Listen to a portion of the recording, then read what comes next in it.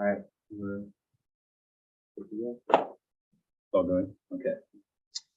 All right. Good evening, everyone. I'd like to call this meeting to order. It's 6:02 according to my clock. I'd like to announce this meeting is being recorded. Do we need to? Now,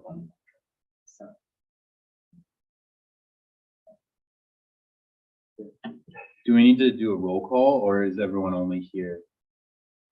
we can just say that Director Brent is not here right now. Okay. Yeah, we're expecting Director Brandt to come in soon.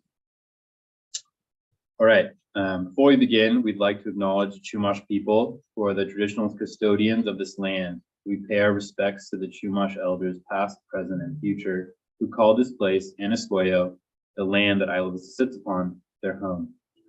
We are proud to continue their tradition of coming together and growing as a community. We thank the Chumash community for their stewardship and support, and we look forward to strengthening our ties as we continue our relationship of mutual respect and understanding. Now I'd like to move on to the consent agenda. Are there any items that directors would like to pull or discuss? None. We have a motion on the consent agenda. I'll move to approve. All right. Motion and a second. We don't do roll call. We don't have to do roll call. You can just call the vote. All right. All those in favor say aye. Aye. All opposed? No. Any abstentions? None. Okay. The motion passes 4-0-0. I just wanted to give you all a highlight in the community center contracts. It includes enough contracts to have after school care at the community center 5 days a week now for about 10 to 15 kids per program. Art and science and tech and all sorts of things. Starting in April. That's great news. Is that the same like idea that we received in the report recently, where one of the, that's great. Okay, well now let's move on to the public comment period at this time. Any member of the public may speak on matters within the subject matter jurisdiction of the board of directors that are not on the agenda. The board will not take action on any item not on the agenda except as provided by law. Nothing on Zoom. All right. See no public comment. Let's move on to our discussion action items. Item 4.1, or no, we're going to jump into item 4.2, mid-year financial report.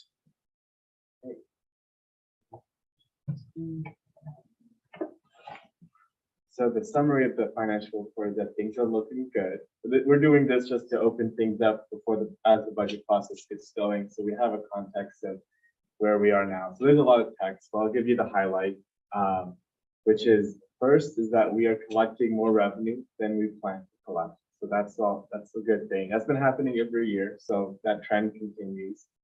We're looking that we'll have around 92,000 above what we plan to collect this year is the estimate. That's based on the money that's come in through December and what we got last year from January through June. So that means if you think about it, that could double because that's only just 6 months of growth. So the next 6 months of growth could be another 92,000 above our planned revenues. So that's good. One thing to know about the expenditures this year is we have only spent 33%, and we are at this point 55% through the year. So it's a little lower. There's some reasons for that, like a lot of large expenses just haven't happened yet. The festival, for example, some community engagement, annual subscriptions, things like that. So like big ticket items just aren't represented yet in the budget that happen more in the second half of the year. Same with the community center programs. So it's not something we're very worried about, but we have seen that we're underspending our extra help line item, which is our interns and our temporary employees. So it's a good sign because it means that we have ability to hire some more and have more people on our team helping us do things like community center events and clean up and I Beautiful. So that's it's, we want to spend our full budget though, so we will continue to plan better, but some of these things, it's the first time we've had these positions, so we're, growing into them instead of going all at once. Yeah, we're going to talk about the compost collective restructure today, but that program is very on the mark in terms of spending. It's at 50% and we're at 55% of the year. Community spaces and community center, again, I mentioned we have some capital expenditures here that just haven't happened yet too. So, we have a budget for a new gate for the parking lot, for example. So we are also still negotiating with the county on those. We're still waiting to hear back, but we had some planned costs around that haven't gone into it. Again, Ivy Beautiful, just to mention that it's the first year as an in-house service with our own employees. So yeah, the program just still growing into itself, but we've spent our equipment budget pretty healthily. That's, we have a big need for equipment, so that's getting spent. Safety, rental housing mediation is getting the most use so far. So that, we have spent about $1,000 with our contract for our mediator. That's more than that's usually what we spend in a full year. So in half a year we spent. So we're starting to about double our use of that program. Safety stations pretty down in spending because we're budgeted for 3 locations. We only have 2 right now, with a 3rd one to launch soon, but that's a third of the budget not getting spent so far because we haven't been able to launch.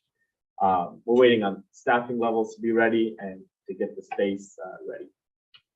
Also 2 big expenses that we haven't made expenses on in parking study and the planning study. So again, that's just another reason why, if you look at the regular operations, we are spending at a regular level. We're just have big projects that haven't happened yet. Same with the Spring Festival.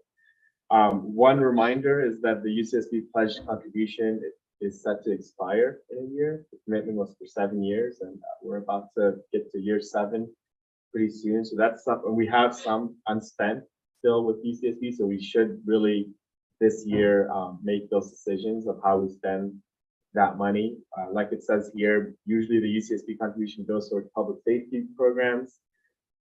We haven't been using it all for public safety this year because the interpersonal violence investigator isn't operating, but that's been the funding source for those programs. So if this went away, we'd have to be able to be ready to fund these things if we didn't have that money. Not that we wouldn't have it. I think we have a good chance to continue and grow it, but that's just something to know, is that those have a funding source that is set to expire.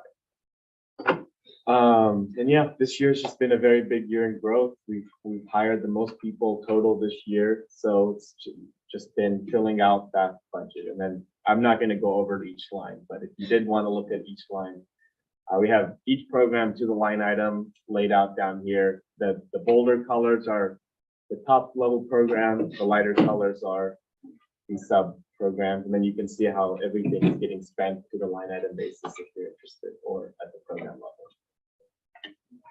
Any questions? Let the record reflect that. Yeah. You are here. We're glad you're here.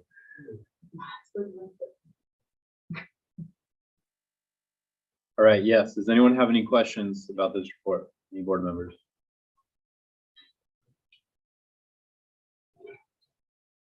No public comment. Yeah. Let's jump into public comment. Oh, I said we don't. Oh, we do. Right. Sorry, I meant on Zoom. We understand.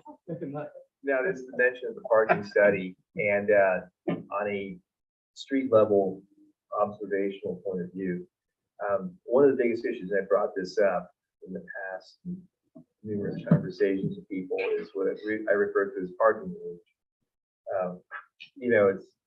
It's not just in personal and private parking lots. That's not the jurisdiction of IVCSD, but on the streets, one of the things that we're seeing is people overlapping into driveways.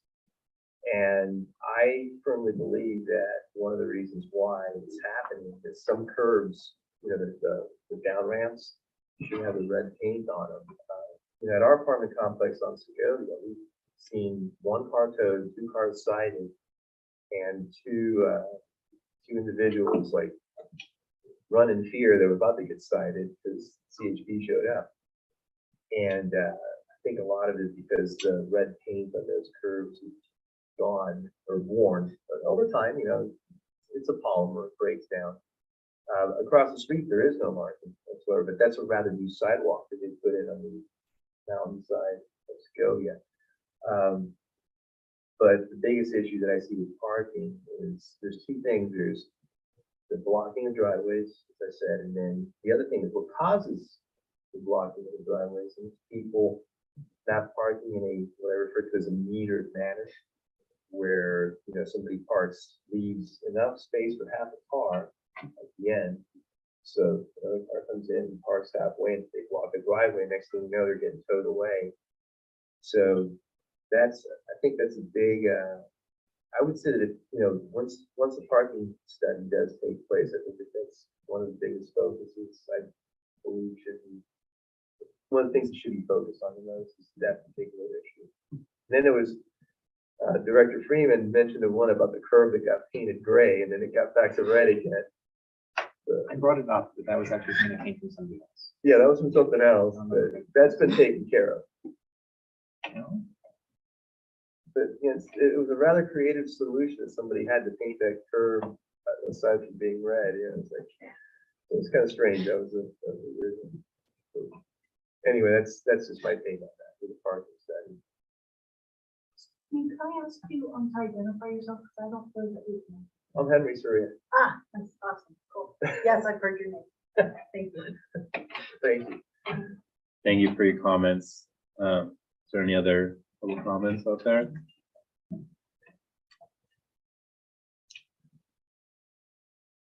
All right. I'll just make a quick comment that I'm really glad to see. It looks like we're in a strong financial position every year when we go through the finance committee. We kind of wonder what the utilities will continue to do. Will they produce the revenue that we need? And I was like receiving these updates. I think we're putting this together to show. So Yeah, and I'll tell you, just on that, the biggest utility growth has been electricity. It's been about 25% growth from last year.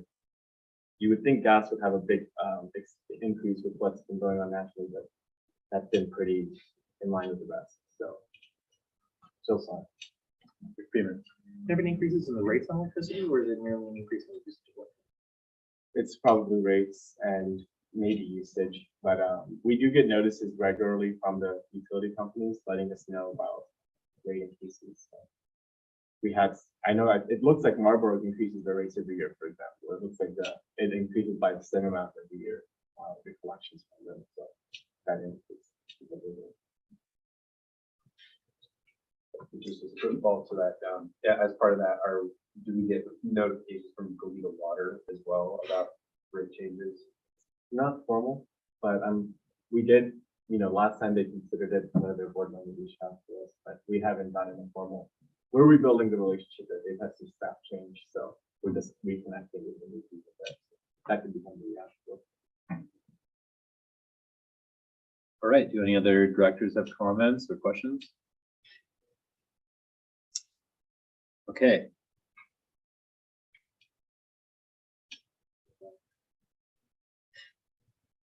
All right. Was there any direction that we need to give staff before we move on to the next item? Go We ahead. need an IT break. IT break. Can we take an IT break? Okay. Yeah. Let's take a. We need electricity. Okay. Let's take a 5-minute break. We'll reconvene at 6:21. Oh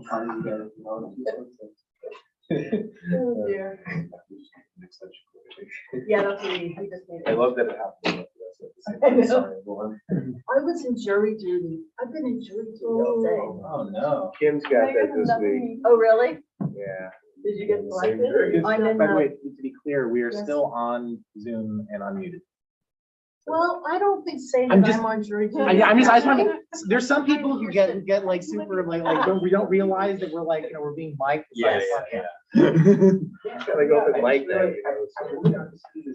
How you doing, Jake? Oh, I know. I know, this was so good, by the way. Well, I'm retired now. I heard the What's story. that? in the meeting. I said, No, I saw you at that reception that we went to. saw you. Yeah. I didn't really get. to I wasn't Oh, certain yeah. that you were decided that's gonna be your transition to retirement. I think it is. It's one of those situations where I'm on retainer as consultant right now for UV materials and stuff like that, for UV materials technologies. I know. So if they need me to come in and make some chemicals and make things happen, I do that.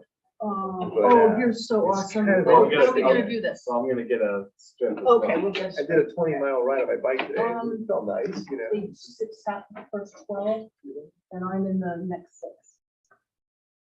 All right, wow. You got your own I extension. love cord. this. Yeah, pretty long. Thank you for indulging us. Let's see what the other It's board is. important, we need to be able to see. It's not in the office.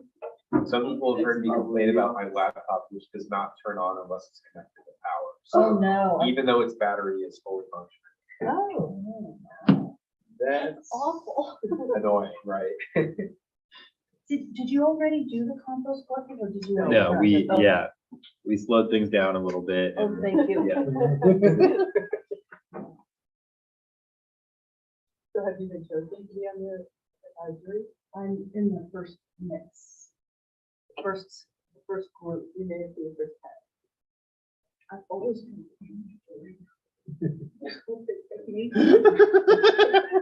What, I really do, I just Spoken like never, someone who's I know. assigned to a Who case hasn't that's been not on a that. jury? No, I just want to be part of the process. Never think you're gonna Yeah. get assigned to it, and then 3 months, and then 3 months later, you're gonna be like, no, I was just so excited to be on. Why is this government relations director at UCSD, but no longer? Oh, you are so awesome. Thank you. Thank you. once the trial case starts going, it's like, why is this taking? No, so it's long? actually only 4 days. Oh, They've already decided, huh? I can't say no more. Of course not. Thank you for that help, Jonathan. I'm sure it's gonna take a couple minutes for them to get fully set up for Spencer. Yeah, you're good? Yeah, Okay. fine. All right. Super. Okay, let's reconvene a little bit earlier than I said. It's 6:19. So as I was asking, does the board have any direction we want to give the staff for item 4.2, the mid-year financial report?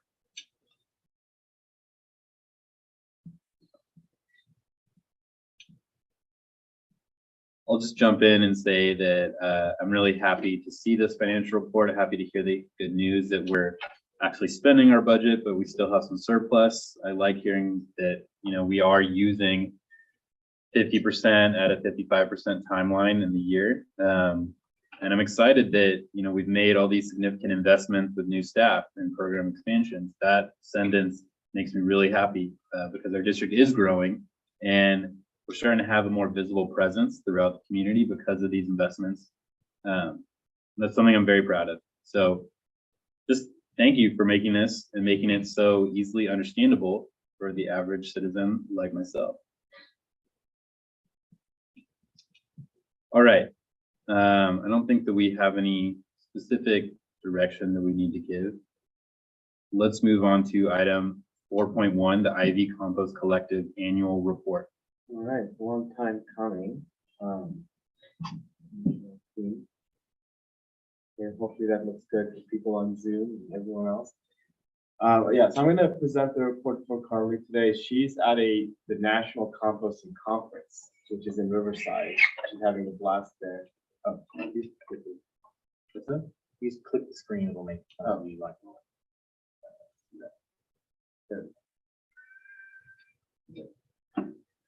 So she's at a national composting conference in Riverside. So she's meeting a lot of people and learning about everyone else trying to do the same thing across the state and country. So we are not alone in some of the struggles and issues we're facing.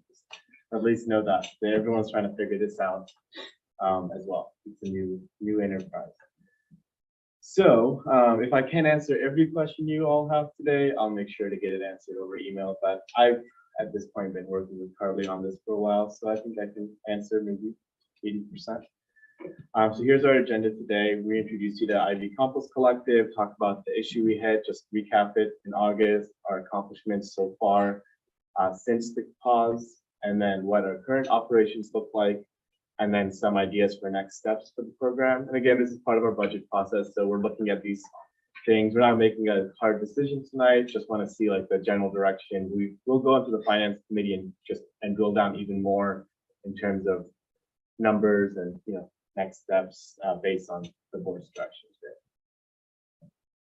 So quick recap on Ivy Compost Collective. It was started in 2017 by some students who wanted to make composting more accessible to the Isla Vista community. At that point, there was nothing available yet for people to get involved with composting in an active way. So it was started by students, and in 2020, in March 2020, they came to IVCSD to become a part of us. And that's something the board took a vote to do and said, let's make a compost collective program that we operate. And then in 2021 or 2022, we had to end up pausing one of our main parts of the service, the collection, to rebalance things and start planning for how the program can move forward sustainably for the future. This is the mission of the Ivy Compost Collective. It's really focused on, you know, sustainability, education, and the value proposition that it brings to Isla Vista is that, you know, what SB County does, it's really great what they do with the MERS, I think it's called, their composting operation. It's anaerobic composting. What ours is aerobic composting, and it's community-based. So that's what our, you know, difference is that it's a community-based aerobic composting, which has a different environmental impact than anaerobic. Our compost is reintroduced into the Isla Vista community through the gardens, and in the future, other opportunities to amend the soil. And that's one of our goals, is, you know, diverting things from the landfill and amending remediating is a technical term, the soil in Isla Vista. The main components that you've seen is, you know, collection, composting, and accessibility. I'm gonna only highlight two things in the glossary. This is for people who are reading this, just read it and understand the terms we're using. But I just want to highlight two, which is the first one, the compost, which is the end product of what is developed and at the compost piles that we have. We have 4 of them. So this is what we're producing. We're producing compost, and it's a process and a product of what we're doing. So that's why you see compost, finished compost, composting. So composting is the active act of us putting in the materials of the food scraps and the greens and the browns and turning that on a regular basis and managing that process. And then we get compost at the end. The next term is food scraps and waste. So that's like, you know, the orange peel that you used, you threw it into your compost bucket, and then we collect that. So that we collect food scraps, or that's how the program originally operated, or we receive them on a drop-off basis. So those are food scraps, and then food scraps become compost. That's just a simple term for people following along. Here's just some more, again, I'm not going to go over the whole glossary, but it was just here to help explain some of the terms that are being used, because there's a lot of terms. And yeah, just to highlight some generators, this is like where food scraps might come from. Collectors, that is like what our program had a role in. Organics recycling, that's another thing we've had a role in. And then end user, that's like the community gardens who use the finished product. So those are each of the different components of the closed loop cycle are. We're part of 2 of it right now. And technically the community gardens, so we fund those as well. And this is just something that I think is really just easy to look at. First, you want to, of course, reduce food waste. Then you want to divert it to people who are hungry, which is also something we do on an annual basis at the Food on Wheels. And at the end of the school year, we do a free pickup of people's unwanted food items. And then you do home composting. That's like the next best thing. Then the small scale, decentralized, which is what we are. And then, you know, then anaerobic, which is a couple notches up, is still better than the landfill, but what we are able to do here is just more sustainable. It's a better part of the hierarchy. And then there's a lot of science and economics related to compost. It's all in the appendix, so I would forward there. But yeah, it needs to be economically sustainable composting. It is just like everything else has the, the budget needs to balance and the impact has to reflect that. So that's just a little quote about science on that composting. So how we got here, so this is a slide that's summarizing the August presentation. But first of all, when the compost collective was established, it was only a collection service. It had partnerships with compost piles around the area, but it was only focusing on food scrap collection. And so we weren't aware of compost limits, of the limits of the piles. There weren't regular managers for a lot of the piles. No one was measuring the piles, looking at what was happening there. Fast forward to 2021 summer when Carly was hired, we started taking that responsibility on. We started taking on compost piles. We started with the Methodist one, we built one. Now we have a partnership. Oh, sorry, I got it mixed up. We started at St. Michael's there with the one they had. We rehabilitated it. We built a new one. Then we now are managing two at the Methodist church. So we started taking on the composting side of things, and we saw that the composting operation didn't really exist. There wasn't an infrastructure to actually manage the material that's going into the compost piles. And so as we did that, and as we discovered what was going on, we found out that we had too many houses on the collection roll, and that the piles were getting overwhelmed, and that we weren't producing what we wanted to produce. It wasn't the right product. It wasn't even us for most of it. It's only been us for a year and a half. But before that, we weren't really getting what we wanted out of it, which is good finished compost to be used. So there was an imbalance. That's essentially like the easiest way I think to describe it, which is there was an imbalance with what was being generated and input into the piles, and there wasn't the infrastructure and plan necessary to run the piles in the way they needed to be run. So we paused and we started working on that. So now I'm going to get to what we've been up to, but I want to stop here and see if there's any questions on this recap portion and clarification. All right, great. So what has been going on since August? Some of it is before August, but most of it is since August. So this is the biggest thing that has been going on, which is researching the composting efforts and how to manage the piles. And it's called, we call it the 12-week cycle. Essentially, at this point, it could become faster in the future, but at our current capacity with knowledge and abilities is we can, so let me re-describe one thing really quick that's important. We have four, I said we have 4 compost piles. Each 4 is divided into 3 stalls. So there's really like 12 stalls that we have. Each of those stalls, we discovered takes 12 weeks to manage, like from start to finish, and each one can hold 61 houses. But once it's been filled in a week, it has to stop and you move on to stall 2. So it really works out. We have 12 stalls and it takes 12 weeks right now. So that's what we discovered. That's how we learned how to manage them, and we set up this 12-week cycle. So it's also been 16 weeks since August, and most of that time we figured out that management part. I'm going to take you to a picture of the new drop-off systems. We developed that. We have a great new way and more information and signage to entice people to drop off and to do it correctly. We've been working on an at-home composting program, which we've been testing out of the community collaboration days. And we've been doing a lot of education and outreach just to get people hands-on with composting. So that was a great thing. That was the main thing we needed to do, which is get the composting efforts figured out. So we did that. We saw that we are missing some gaps, and we'll talk about them in the next steps in terms of positions that would help with composting and a fee study. But we'll talk about that in the next steps. But that's what we discovered too. We might need different staff, and we might need a fee study. Can I ask? Yes. So I understand. Yeah. So you mentioned that a single power pile supports 61 households, but you have to do one at a time. So 61 households at a time right now is like our cap for what The piles can. what the program can support. Exactly. Well, it's what the piles we have can do. I'm going to go into another source we have that's actually 138.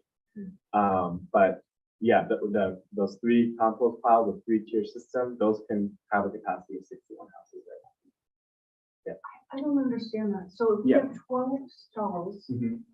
and 61 houses can fit in one stall, Yeah. then isn't it 61 times 12 that we, that? no. It's not, because the 61 houses over a 12-week period, their waste goes from stall 1 to stall 2. Oh, I see. Okay. And so, and then 12 weeks later, you can go back to stall 1. Got it. Okay. So, yeah.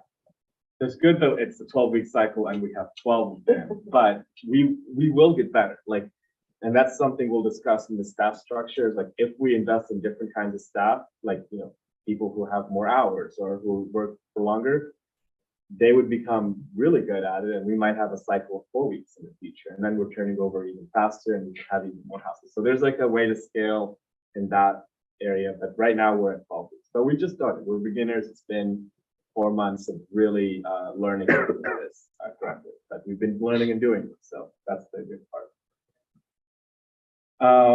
And yeah, we've been planning for what a vertical integration system would look like, meaning collection, how that fits in with composting, and doing a lot of the analysis. So that's what we're going to talk about in the 5th section, but that's been a lot of the work that's been going on since August, is both getting the compost operating right, but also figuring out the math behind everything to see what we can do.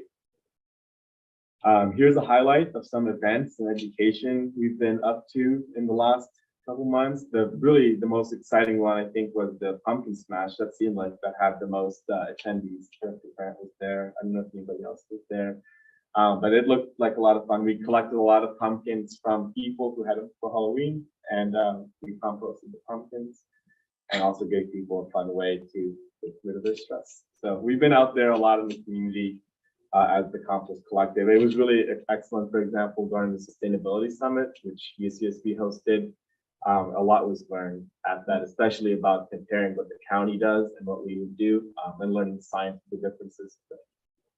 And of course, we're at the conference. Carver's there right now at the US one. And here's some fun pictures of what's been going on. This is mainly like community collab days and the tabling at the co-op, pumpkin smash. So this is just some pictures of what we've been up to. Here's a picture of the new drop-off system. So again, this is all brand new stuff that's out there. So a lot of signage and art and information about what goes in, what doesn't, and why. So that's all excellent development. So now we have a package. If we wanted to expand drop off to other locations, we have an easy way to just grow that. Just some accomplishments by the numbers. 2022, almost 20,000 pounds of food scraps diverted, 70,000 since establishment. A ton of food, 1 ton, which is 2,000 items essentially at Food on Wheels last spring quarter. We collected from households who were moving out, and we got food banks in the area. So some big impacts there. That number always gets me there. We got 2,000 items, and I think that was our first time doing it. So we'll be doing even more this year. We worked to expand our capacity. So since the pause, we were able to make the partnership happen with the Methodist Church to have the 2 piles with them that we're going to manage. We had been dropping off to them, but we weren't managing them. So now that we can make sure that they're part of our, they fit with our throughput. We have produced 424 pounds of compost. So that's something now that's actually a new performance indicator, like you said here. Like that's a new thing we can look at. And that's gone to the community gardens at this point. And we also worked with Marburg to get them to donate 2 yellow bins for composting that are here in our office. So I'll explain the yellow bins really quick right now. Basically, they are bins that you can drop food scraps into. They go to Marburg for processing. They don't go into the anaerobic system. They go into a cleaner batch. They get processed slightly differently. So it is, again, it's like in between anaerobic and what we do in terms of how good it is. And it is a way to grow capacity for collection. It's not the same impact as us doing the composting ourselves, but it is a way to add capacity. So these are donated. We can drop off to them anytime we want, and we can make them into a drop-off site if we wanted to as well. But, and we just got them like at the end of November, so we're still getting them going. But that's just a new option we have. I think the focus is still community composting, but if we ever needed to, if let's say a pile goes down, we at least would have these bins to keep things going, because we're at this point, every pile is important. And critical to the process. But if we ever had like an issue, one of the yellow bins, or one day, everyone's eating like double as much and we're way over our food scraps, we can use the yellow bin. So they're like a good pressure valve, essentially, for us. This is some information about us in the community. We received some grants. One of them was from the Fund for Santa Barbara around June. And then there was another one from IVCSD First, which is a student fundraising organization, $4,000. We've been well seen on social media, in the press, and we've been really out there we've been putting a more intentional effort into community engagement. So since we have been not doing collection. Yeah, so 771 pounds of pumpkins, the 4 community collab days, and yeah, 28 households have signed up to do at-home composting. So we built them a worm bin, and they came and worked with us and got trained on it at the community collab day, and now they are composting them. And that's the best way to do it. That's like the #1 way. It's the most advanced, but we can get people. We had secondhand supplies, so there was no cost to us. We got people going. We also have chickens now. At St. Michael's, they have some chickens there, and now they're part of our loop, so they get some of the food too. And so if we have too much, the chickens can eat it. And how many are there? I think there's like 3 or 4. It's not too many. Yeah. Yeah, we have chickens. Okay, so that's what we've done since August. It's been pretty busy still, a lot of research and a lot of being out in the community. This is some information on like our current numbers as a program.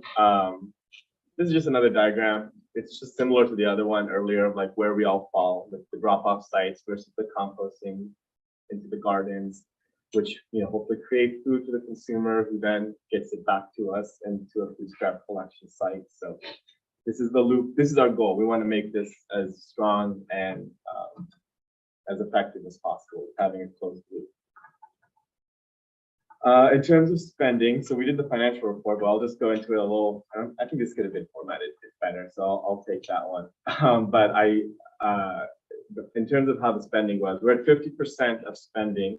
We spent 50% of our budget, and we're at 55% of the year. So we're pretty much on budget.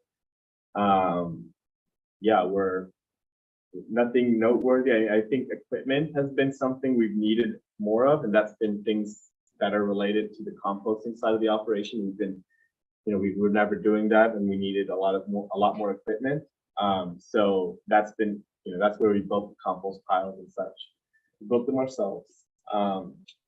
So we're kind of over budget there, but besides that, everything else seems pretty balanced in terms of what's budgeted and what's been spent. So we're not in any danger position. So next is staff time breakdown. So I always love when we do this for all our staff.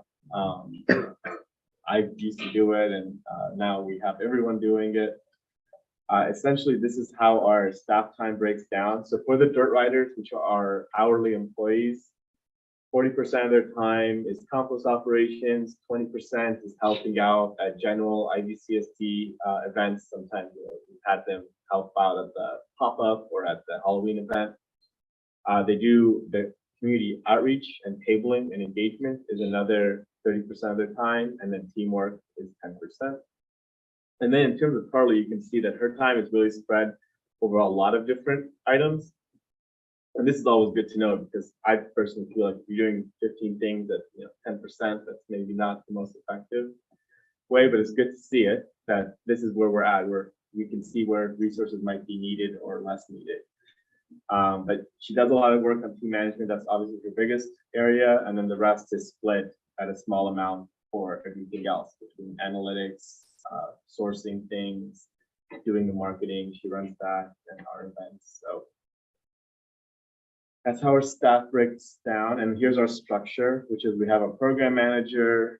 Program manager oversees mainly the areas on the left, are the areas of work that she oversees. The areas on the right, she oversees them, but that work's completed by our 7 dirt riders that we have right now. So composting and collection is under them, and the rest of this kind of work is done by Carly. Their staff structure. Here's just a simple SWOT analysis of where the compost collective is right now. One thing we do want to note is there has been some community concern raised about the pause in collection, like people really want it back. Some people are making that view known, so that's a issue. Wanted to lay it out. One of the other threats, or it's like a weakness, also is that we need more land. If any expansion of the program will need, there's some opportunities at our current sites, but 61 households over 12 stalls is not that much, so we do need to have some more. So yeah, those are the 2 I wanted to note. Industry analysis. This kind of is some information here about the differences scientifically between anaerobic composting and aerobic composting. So we do aerobic and county anaerobic. One thing cool to note is the county does have a worm bin program. It's $45, so it might be out of cost for some people. So we're looking to see how we can partner with them to have a cheaper option, like a rental, for example, in Isla Vista, where someone might not want to commit to buying the whole thing. Yeah, yellow bins, they are separated. Like what goes into the yellow bins is not what goes into the regular stream of garbage. So there's a better product that comes into that. And the county anaerobic composting does release a lot of methane. The county at least does capture that. So there are benefits to what is happening. So at least you can say everyone in Isla Vista is getting one level of service in relation to this. Yeah, that's our status quo. That's how the current operations are looking like. And now going from here, where we go from here. Here's some quick numbers. We have 15,000 residents, 3,700 households, individual households. That's an approximate. We service 100 households. We tried to go to 130, and that's what broke things, or sped up the breaking of things. It was probably going to happen anyways. Average household produces 7.7 pounds a week. And so if you want to estimate it, IV produces 14 tons a week in food waste, food scraps. We have our 4 piles. If we want to operate them optimally, it costs $33,000. And that $33,000 is not, like I said earlier, it's not going to be just for 4 piles in the future. As we get better, it will become more efficient. But that's just the numbers as we know them today. So I can't say how much more efficient will be. Yeah. But yes, so here it is. We have each pile, the 4 piles together service 61 households. We have 2 yellow bins. Each one is 38.5. So in total, we can service 138 households with collection. And that cost would be about $24,000 if we wanted to have collection for that many households for what our capacity is. I'm not going to go into every detail on this slide, but I just wanted to say the key takeaway of this. This is like the capacity study we did of composting, is that this is the floor of what we need to have to manage any other service we provide in the area of composting. Like we can't have collection without this. We can't have any compost operation without this level of commitment to composting. So this is, again, maybe more detail than you want, but this is kind of like all the work that goes in on a weekly and monthly basis into managing the piles and the daily basis. You can see like every task that's done to maintain this. So it's pretty complicated. There's a bunch of different tasks that 2 different people have to do. Next is our study on collection. So again, this is indirect costs. We saw that it will cost around $174 per year to service a household with collection. That's because it takes 13.6 minutes per house per week. And one dirt rider, this is using the electric bike, so going as fast as you can. This can be, obviously, it has other variables like once we get better composting, that changes. Here, if we get a better optimized amount of people, there might be better root density, for example. And if we have a better density of how many people are signed up, that we can cut that cost down. But right now, based on how the signups have been in the past, it takes us, 22 houses is what one person can do with the current 5-hour shift that we haven't been able to schedule people for more than 5-hour shifts in this program too. That's been over 3 years now. That's what people are willing to commit. We can restructure the job and ask for more hours. That's another option, but with what we have, we can do 22 houses in 5 hours, and it costs $174 a year. This is just how collection work breaks down. They do biking. They bike around a lot. They have to sort the material, so you can get almost anything in that bucket, and you have to make sure it's good.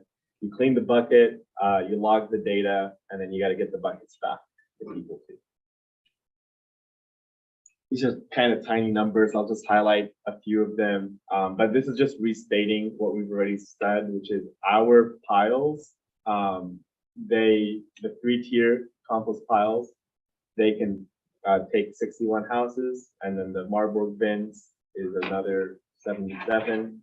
And then this is just for general numbers there's another option for Marburg, but if we want to get a 4 cubic yard one, for example, that could sustain 519 houses per week, just for scale and reference. So that's just a number. And this is a proof. It really is, it's that mathematical and complicated, but I'm not going to take you through it now. But the things you'd want to consider, these are all the things that, if we want to grow, it's not a linear process, and it is something that it iterates on itself. Like one piece of the puzzle needs another piece to grow the right way. So if you grow our efficiency in processing food scraps, that then allows us to add more houses, but then we need the budget to add those houses. Or if you have a fee, you don't need that budget.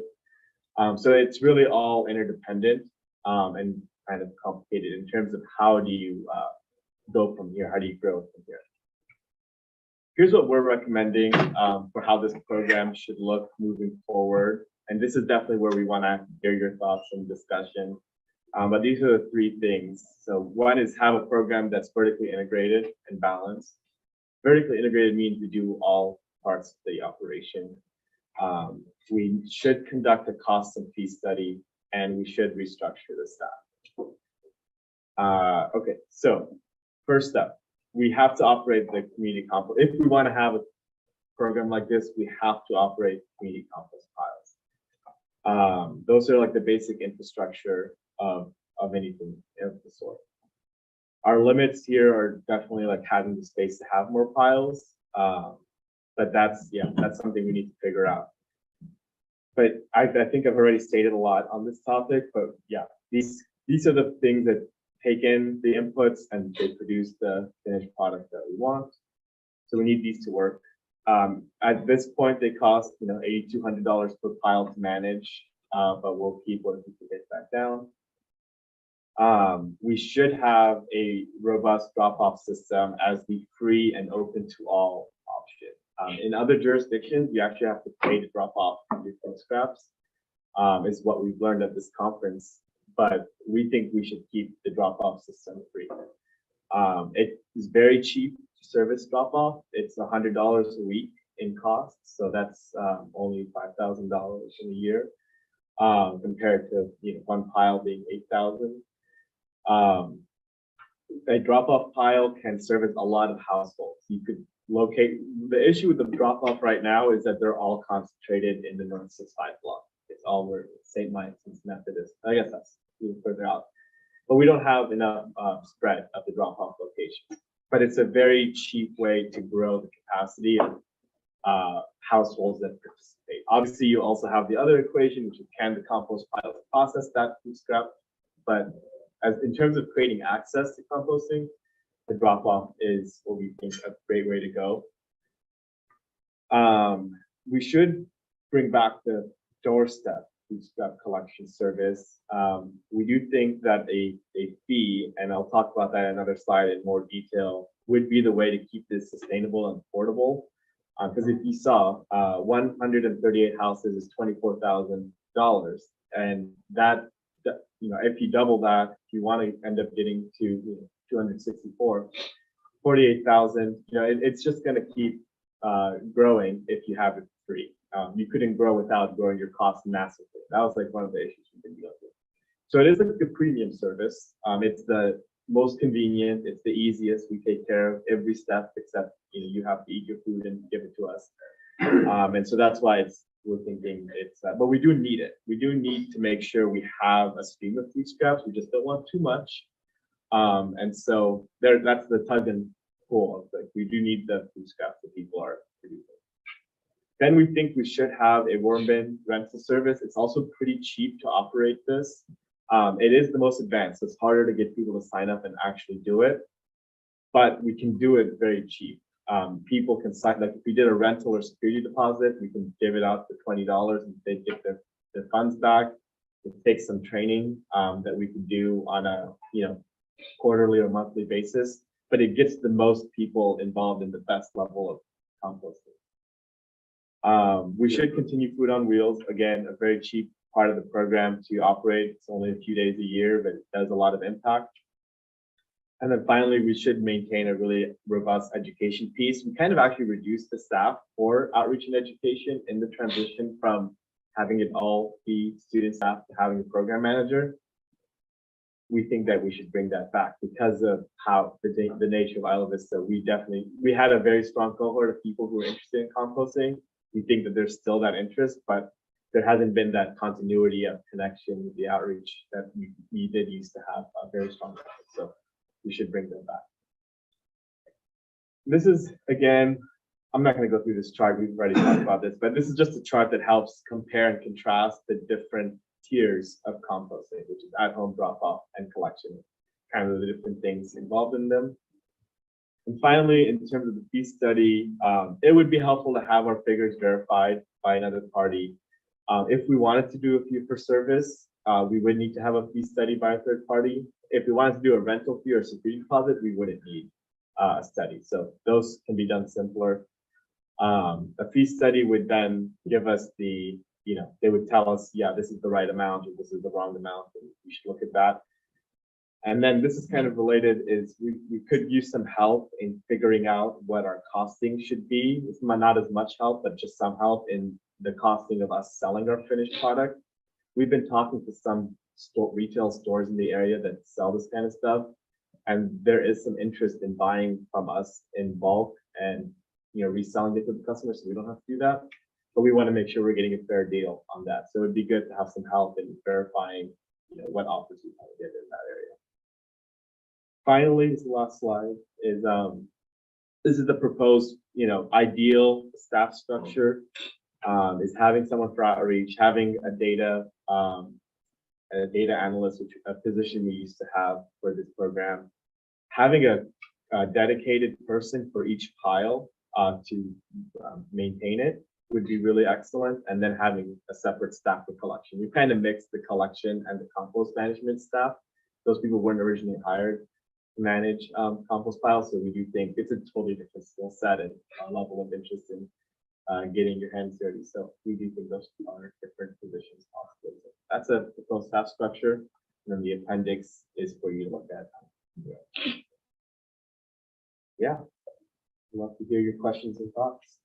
All right, thank you very much, Jonathan. I know that was a lot of talking, so we appreciate that. We appreciate all the work that Carly did.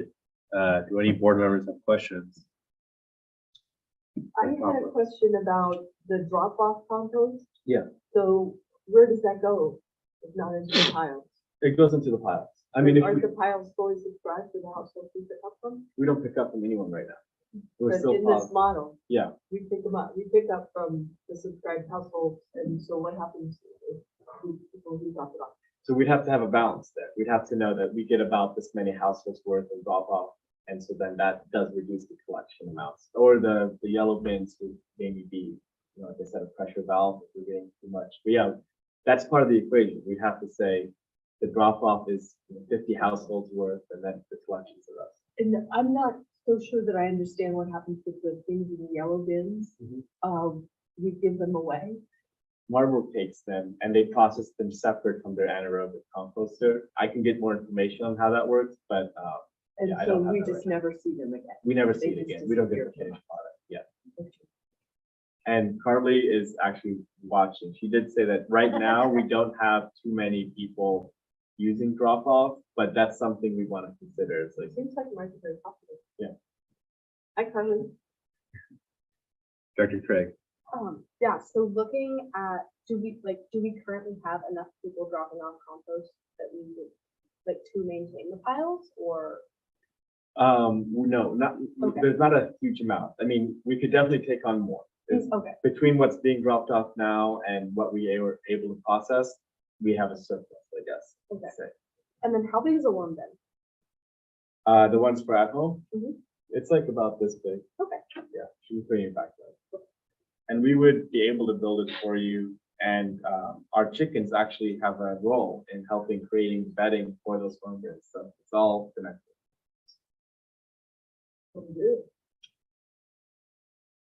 Yeah, Carly, thank you for putting this together. Sorry, did I? I was looking at you and you didn't look. I thought you were looking at me, sorry. Dr. Brand. Sorry, go ahead, really sorry. Thank you as always for putting together such a thorough presentation, and thanks, Jonathan, for explaining it. This stuff is really detailed. My question was going to be along the lines of what Carrie was asking about the yellow bins. Do we know what? And I guess you're saying that we know it's different. We don't know how. I would like to know how is it different to have compost that gets taken away in the yellow bins versus food scraps that are disposed of the regular way into the trash. Carly sent me part of the answer here, which is that they go into a separate batch from the ones in the trash. They are still anaerobically composted, but in a cleaner way without any contaminants because we've done the sorting. Whereas in the trash, it's like a machine that does the sorting. And it's not like we mentioned in the August presentation. Someone can throw away their batteries in that, and now the food touched the battery, and now it's in the rest of it. So we set it, but it is processed separate. So You it is, guys did for a area for batteries, for air products, and for condiments and stuff to separate from the actual recycling trash. Then maybe for fundable, right? not what we're talking about. Yeah, we'll get to the public comment in a little bit, actually. Director Deschler. Go ahead. He's steal the mic. Go ahead. No, I appreciate you answered my question. Thank you, Carly and John. Director Deschler. So I wanted to ask a question about, who else in the Isla Vista community is doing composting? What other entities? Are there opportunities to grow the program by partnering with other organizations that are doing similar work?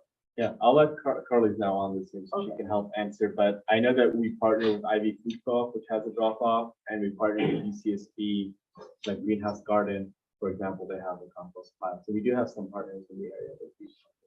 But Carly, are there any others? Sorry, yeah.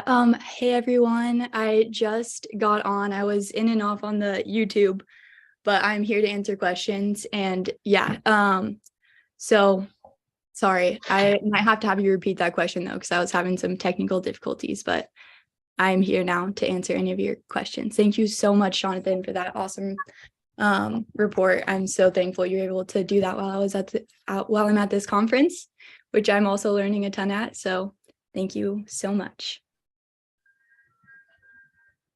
Go ask it. Yeah, so hi there, this is Kirsten. I was asking what other entities there are in the Isla Vista community that we can perhaps explore partnering with as a way to grow what we do by maybe taking advantage of some other assets that other entities have. And I was thinking of UCSB, and I was also thinking of IVRPD. I know that's come up in the past. I just wonder, is there opportunity there to work together? They have land, we have a great program. So that's what I was wanted to mention. Yeah, that's a great question. We're actually the only ones like operating compost piles in IV, like within the jurisdiction of IVCSD, but the UCSB Department of Public Works operates a few compost piles on UCSB campus, which we drop off at intermittently. And so that's one part of our capacity study that we just didn't have enough data to estimate that, how much basically capacity we have there, but that's definitely on the to-do list.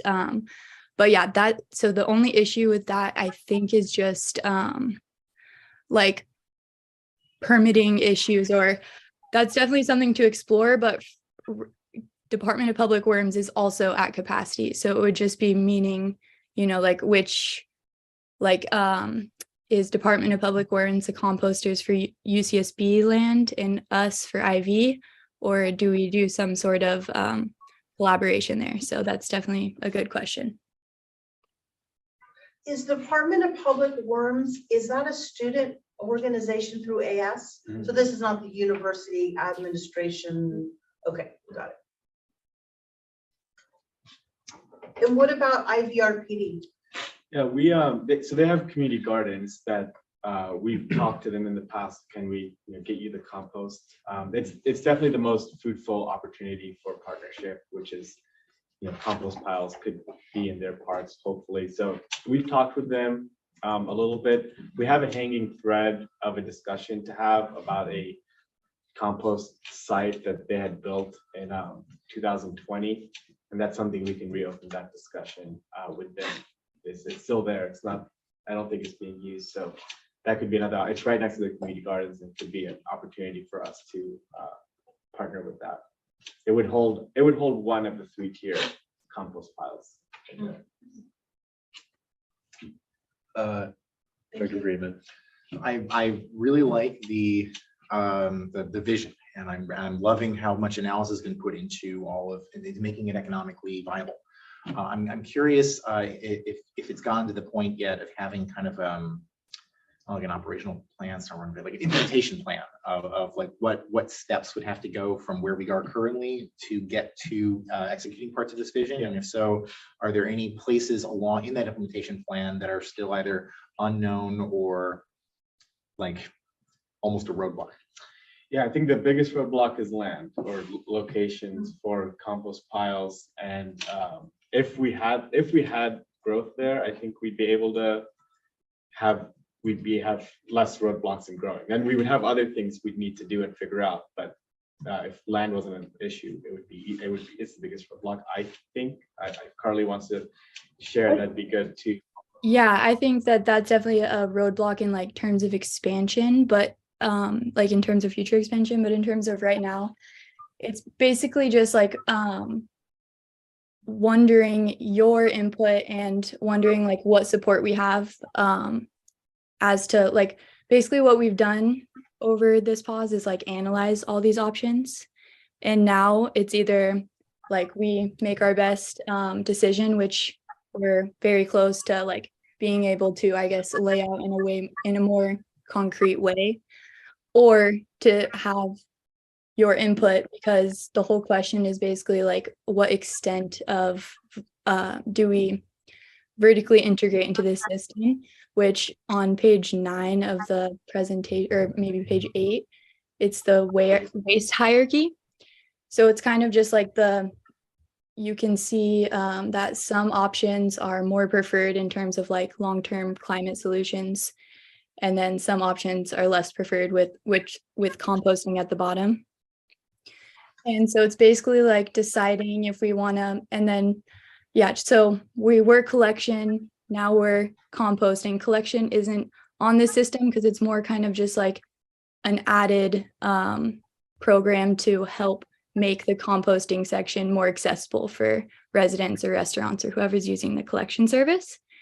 But we're kind of just wondering, we do food rescue, we do composting, and now we're talking about the sale of finished compost. So, and then we basically we have our community collab day where we do the workshop with worm bins and have been giving out free worm bins, which is also, it doesn't display it in this chart, but it's just very high up on the preferred list, because just composting at the individual or household level in the very, very long term is the most sustainable option in terms of like a climate solution. Like, but community composting comes right after, and then industrial composting next. Like, so that's why using Marburg is still very helpful, because what they're doing is still diverting food scraps from the landfill and creating a product that can be used as mulch or compost. But it just it's a less quality finished product. So there's trade-offs, but as you could see by the math, it can fit a much larger number of households to serve through collection. And another thing with that is that we would be like the consolidators for Marburg, which is valuable. I remember we were talking about this last time, but it's still valuable just because if you think about it, I don't know a single house in IV who has a yellow bin. And to answer a previous question from the last report too, North County, Santa Barbara, you can put food scraps in your green bin, but South County, so we cannot put, or unincorporated areas cannot put food scraps in their green bin because we have the yellow bins.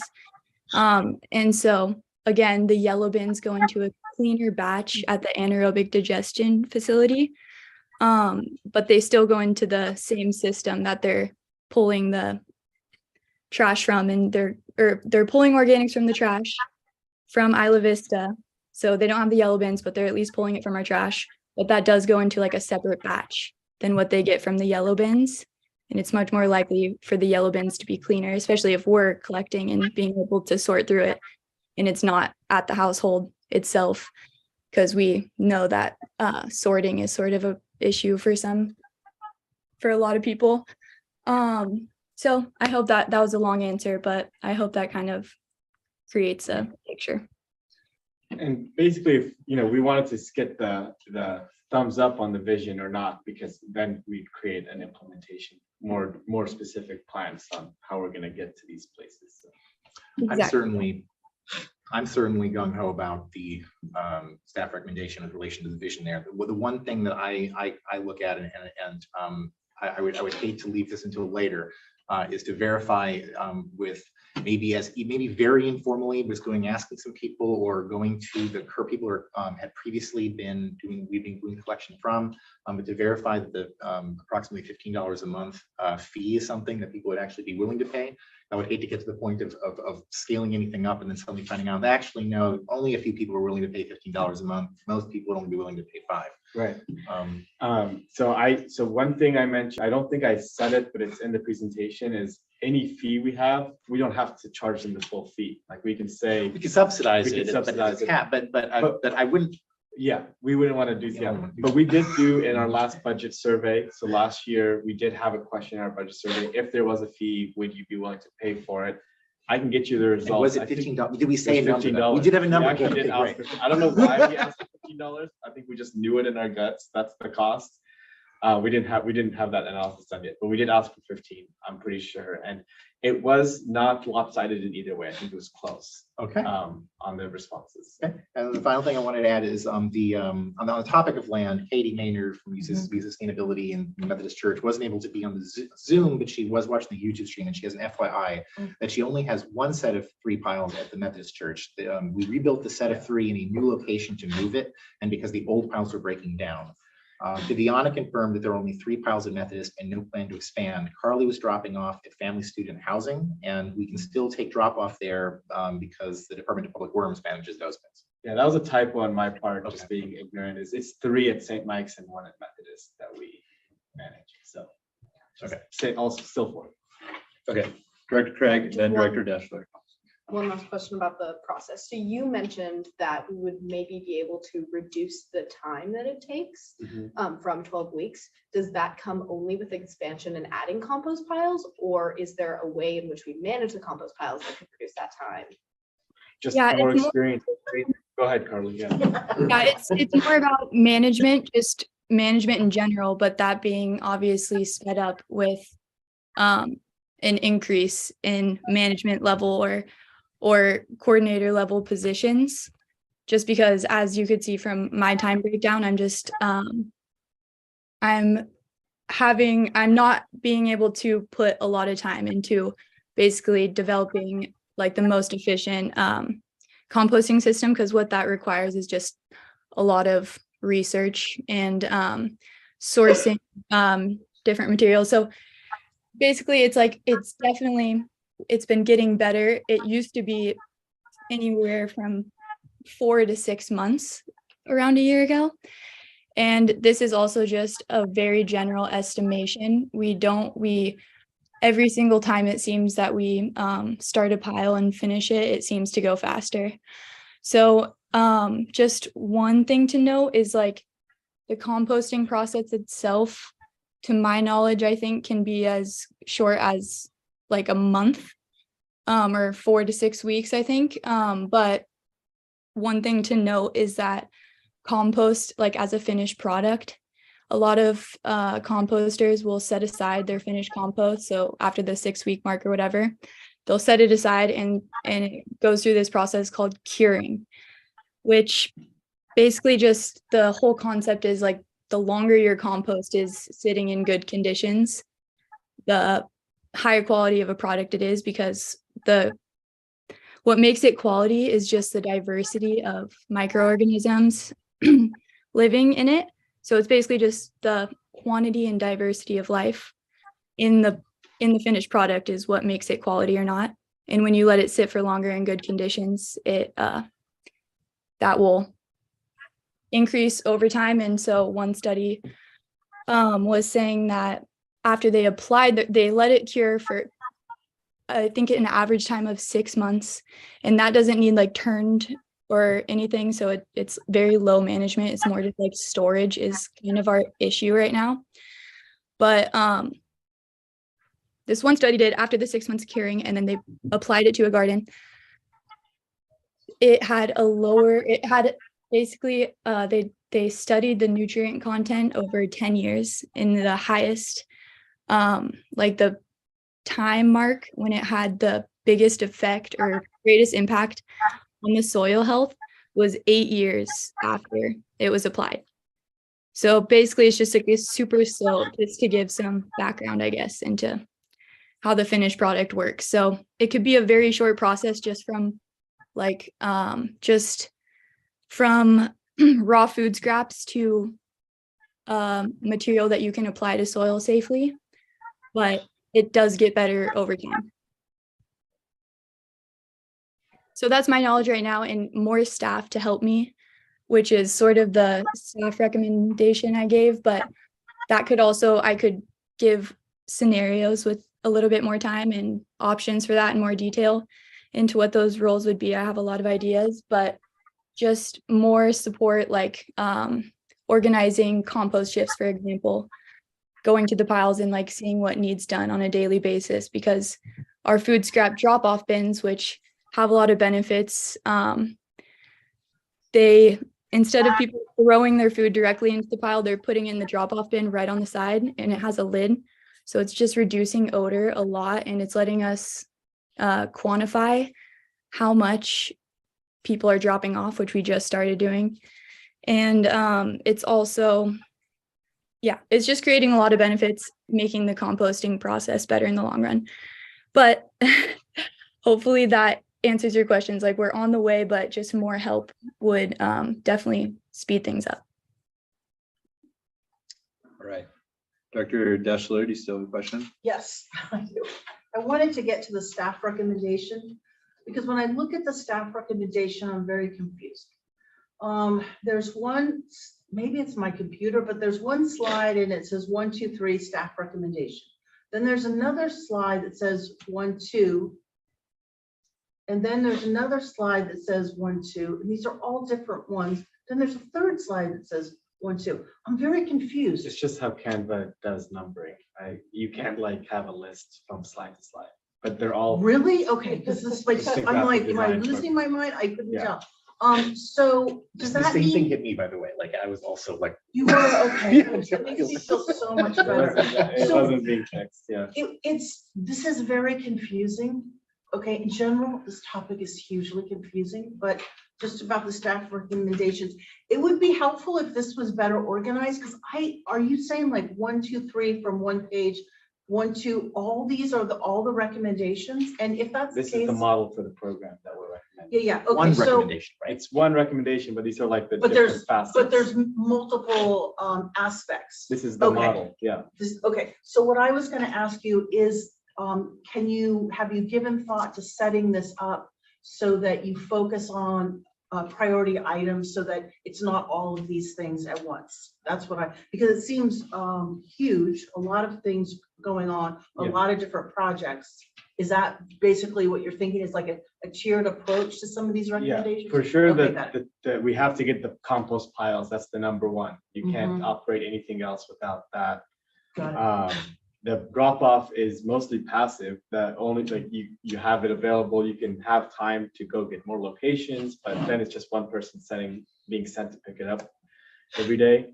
Mhm. The collection service, again, these things, they would operate just on their own once they're established. But yeah, we need to get the compost piles set and going. We need to have a drop off system working. Once we have a fee study, we can bring back collection. And we also need to hear, like, does the board want to do a fee study or not, or do you want to keep it free? Then we can bring back collection. The at-home composting is, again, easy to run. It's we can put more hours into making it bigger, or we can keep it a more passive service. So it can go up and down. We don't have to do all of these at 100%, but Okay, that's what I was. we are saying it should be a vertically integrated system that has all of it. Like, we shouldn't only do composting. That term vertically integrated, that, I don't really understand that concept. Yeah. Maybe there's a better way you could explain Right. it, but okay. There was like a picture here that showed it where it's we handle all the pieces of the system. It's like a loop. We do the composting, we do the gardens, with our partnership with Edible Campus Program, we do the drop off and we do the collection. So we're at every part of the process except the people using their food, but we're hopefully getting them food. And yeah, so That part is more like education. We basically right now have a role in each of these like portions in some way. And a lot of them, the thing is, they're reliant on each other. So like for right now, us taking away collection and just doing drop off, we don't have like enough input like to maximize our system. So we have extra room right now in our compost piles after all this time.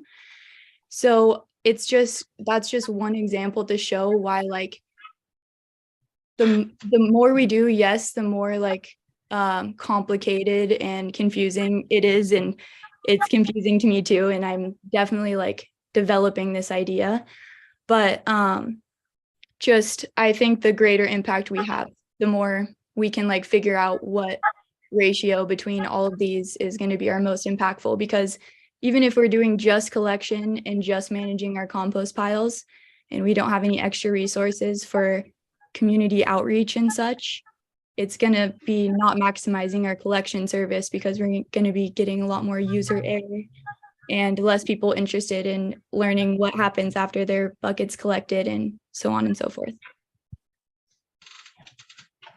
Thank you, that's really helpful. On the fee issue, my only comment would be on that is that because we have various partners, it would seem like that would be a discussion with the various entities that we work with to make sure everyone is amenable to a fee increase, right? Yes, that including the sale of compost. Both of those things like definitely all of these things need further discussion, but this is like our most updated idea of what we're going to do, and there's definitely steps that we need to do in order to make any of these options, I guess, possible for growth. Thank you. All right, we've had a lot of questions so far. Let's jump into public comment for some questions and commentary from the public. Go ahead, Henry. So first of all, Carly, thank you for what you guys are doing. It's really cool. I like it. I don't know if many of you know, but my better half vice chair on IVRPD, Kim Dufour. She's vegan, and she's been doing composting in our own garden for years now at our apartment complex over on Segovia. I designed a gray water system that we use for watering, for irrigating plants, and she does the composting. It works great. We even made our own worm bin and everything. With that said, one of the biggest issues is always land capacity. In order to have capacity, you have to have land. And one of the things that I was discussing with some of my friends and the IVRPD staff was there are some parks that IVRPD does maintain for the county that are actually county land, which would fall under CSD jurisdiction. And that could be a possibility of putting some more bins there. I'd have to identify which those pieces of property, or you'd have to identify which those pieces of property would be. But that is a potentially available land. The other bin that is on the Stero by the community gardens, it's actually, I actually worked on the living roof that's on top of it. I'm gonna do some more work on it again to actually make it a living roof again. But that's actually a pretty sizable piece of bin. You can get quite a bit of compost, and in fact, it's divided into different sections. But I would seriously consider talking with IVRPD about some of the county lands that they maintain on Del Playa, I believe. I think the biggest piece would be the one that's between, it's on the 67 block, between two apartment complexes there. I can't remember the exact location, address-wise. I know exactly where it is, but I can't remember address-wise. But, you know, on our personal basis, on our personal experience, composting does work. So do the worm bins that we've created, coupled with the gray water system that I designed. It's been in California, you don't see many papaya trees growing. We have a papaya tree that's fruiting in our backyard. So it tells you something about it. We have a passion fruit vine that's growing, passion fruit. These are all volunteer plants that were in the compost that Kim threw out there, and they grew from that. We've had That's super cool. squash, we've had pumpkins, we've had all kinds of cool stuff grow. It's a process that works. We have actually what I call a living compost pile, where the compost itself provides some of the actual onions have grown from it. Catnip, we have 5 cats, so that's really helpful. You know, things like that. But I think that, you know, the capacity issue in land, I think this is something that you all should discuss with IVRPD on this and see what potentials are available for that. Because to make the bins, I don't know what the actual dimension of the bins, Carly would probably be able to explain it best, but in the proximity of the bins to each other. But the most important thing that you need there is temperature to get the earth to, I like to say, rot, and or compost. So that's my only input on that. Thank you for those comments. Is there any other public comments on Zoom? We have 2 more, Scott Ball and then Ash. Okay, let's go to Scott Ball. Hi, members Hello, of the Scott. staff. Can you guys hear me? Can you all hear me? Hey, so I'm a resident on the 6-8 block who regularly uses the drop-off location at St. Michael's Church. And I really just appreciate that being available. Our household drops off there probably at least once a week. Sometimes it's a little bit difficult to get over there, especially when, you know, it's been raining and don't feel like hopping on the bike and taking our bin and our basket and cruising over. But it's good to hear that sounds like that'll be potentially addressed by having more drop-off locations, and also the reintroduction of a collection service. But either way, I really like the recommendation of maintaining free drop-off sites as a community sustainability program. As soon as we start putting up a paywall, regardless of what the fee is, I think that will lower community buy-in and involvement, because, as was discussed, like, some members of the community either won't be willing to or won't be able to pay the fee. So I like the idea of having having free drop-off sites and then covering costs for collection by a fee, which also, just for the record, I think my household would probably be open to paying a $15 a month fee for collection. So yeah, take that as you will. I noticed recently the addition of the new signs at the drop-off location, the educational signs about what can go in the bins. And I really appreciated that. I didn't know that that I shouldn't be putting produce stickers in. And so now I've been peeling those off of my bananas. So yeah, thanks a lot. I appreciate it. And excited to see how this continues. All right, thank you for those comments, Scott. Ash. Hello. Thanks so much, everybody. And thanks, Jonathan, for giving that great presentation, and Carly for putting it together. Wanted to give a big shout out to the microbes. That's why we do this. That's who does the composting and why we do it. Having the microbiology in the soil is how the plants get all their nutrients in forms that are bioavailable to them. And I just wanted to give a big thank you to all those microbes. And and a fun fact about that: when you do it in the same site that you're going to be gardening, it has the same microbiology that is really compatible with the same site's temperature and moisture and everything about that local habitat. So you can never make better compost than right on the site. And thanks so much, CSD, for all your support. And let me know if you have any questions. I love working for Compost Collective. So thanks so much. Thank you for those comments, Ash. Is there any other members of the public? Not that I see. All right, seeing no other commenters or questioners, let's go back to the board. Well, I'll jump in and start that I'm very, very happy to see this presentation. I'm very interested in doing the fee study. I remember when we first had a very in-depth report from Carly, I had a similar lighting up idea about the economic feasibility and the financial feasibility of just creating our own system. But the fact that it was so Isla Vista and so grassroots and so about actually taking care of our earth and taking care of our air. When I first moved here, I moved from Fresno, California, and we had terrible air there.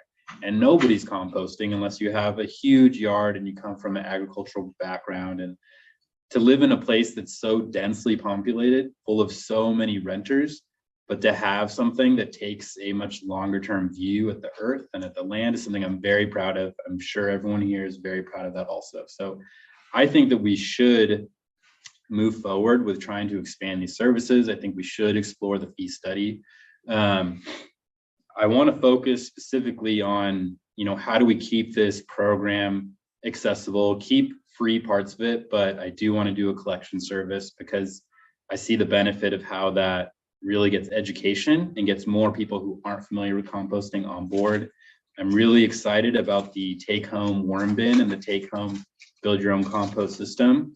Yeah, I'm really excited about those recommendations, and I hope that we take some steps to move forward.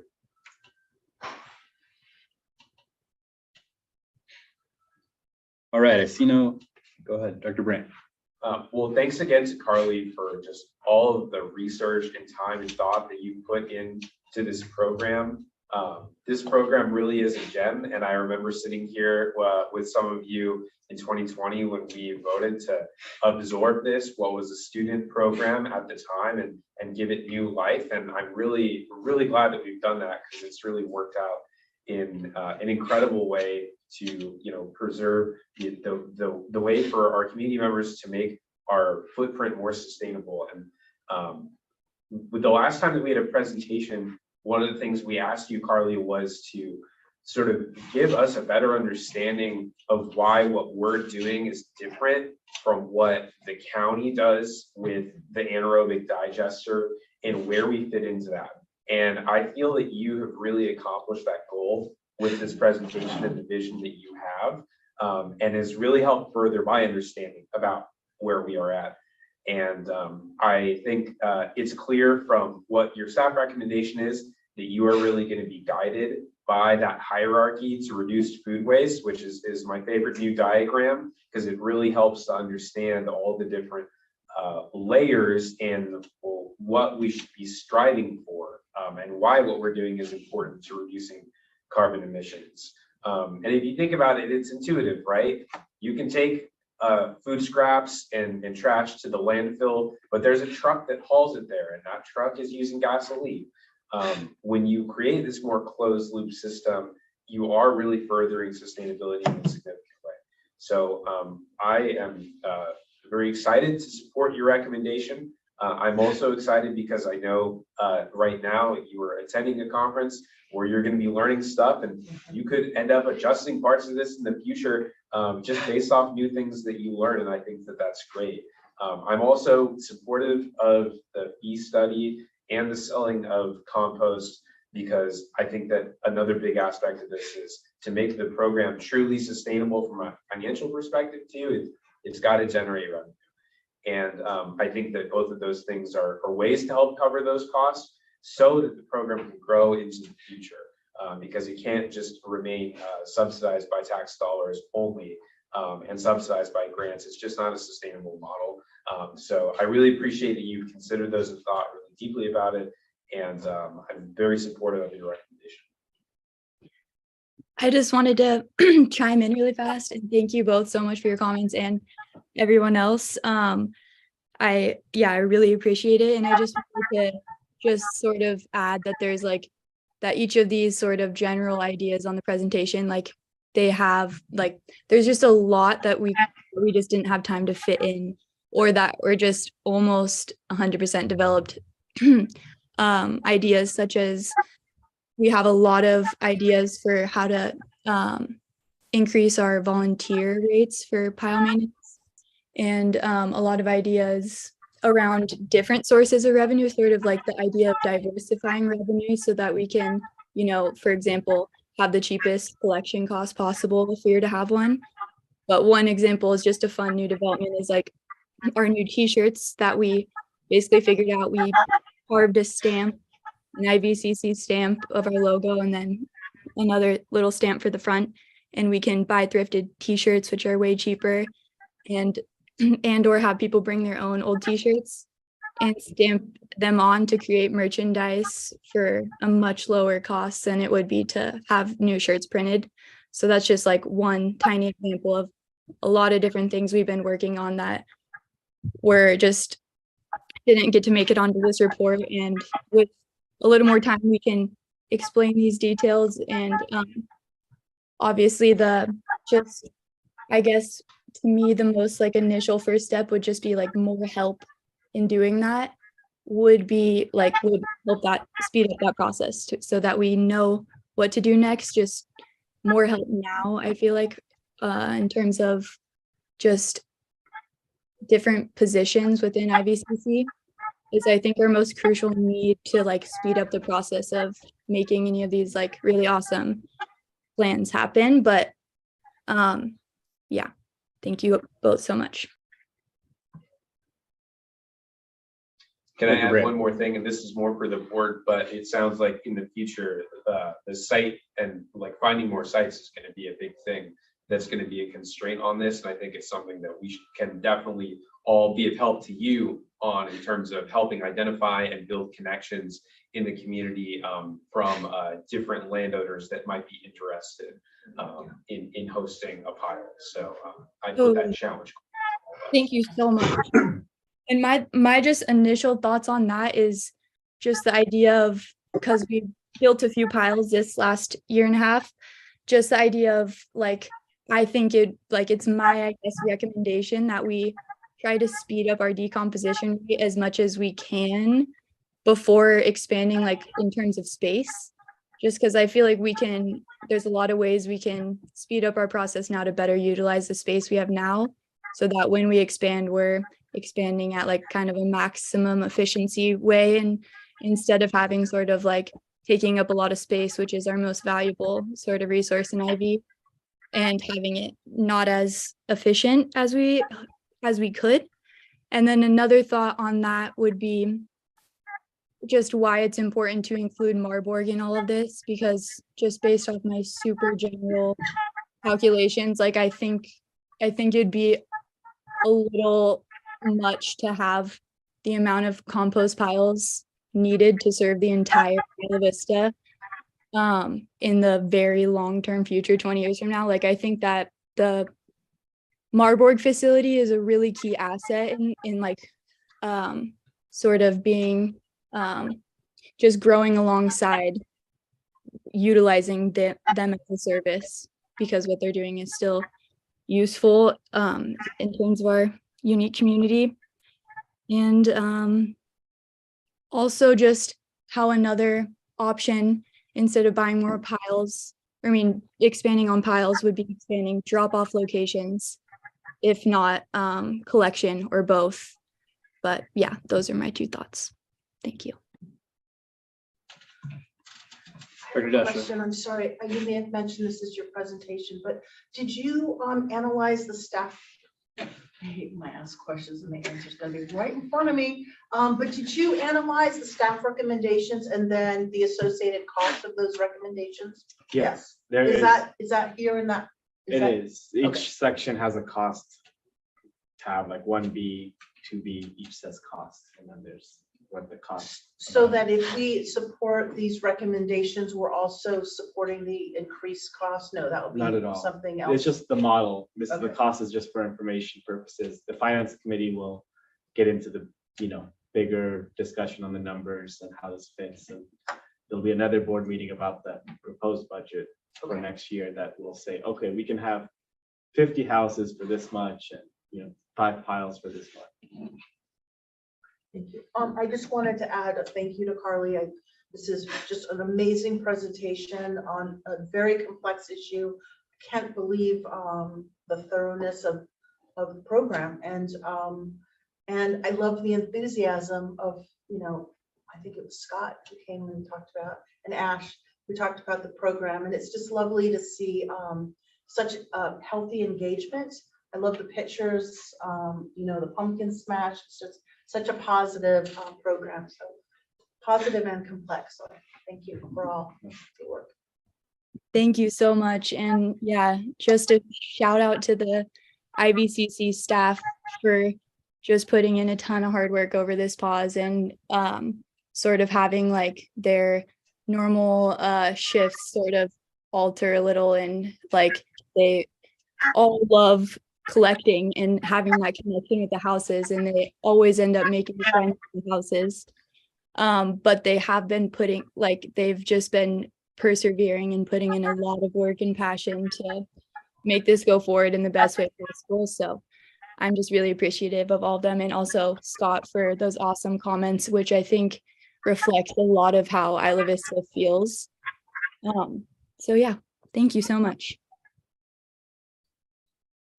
I think we ought to have a board member ride along, like an extra. Wouldn't that be cool with the dirt riders? Like, we could ride along. I almost became a dirt rider. Really? Yeah. I was walking on campus A one time, and I dirt rider totally for a stopped day? and like talked to them. Yeah. That would be awesome. That's an excellent idea. Should have a Halloween about to use it for a hayride. Oh, yeah. You get to see the chickens. I'm a big Yeah, chicken come to the fan. community collab day. You'll get involved. Come to the next one. Carly can share the date of the next community collab day if you have it already. Yeah, the next You can one do is on the first Monday of February, and our plans right now, we're cooking up an announcement to post, but is to do a little mural on one of the piles and just have everyone help paint it. So that will be really fun. And then also, I think it'd be really fun to show the chickens off too, and they're super cute, super friendly, and they're each laying an egg every day. And yeah, it's a really fun new addition. And just for reference, like they also are technically like feeding livestock in the when you're trying to in the food reduction hierarchy, food waste reduction hierarchy, you want to feed livestock before you go to composting because it's just a better way to preserve the nutrients and energy in the food. But yeah.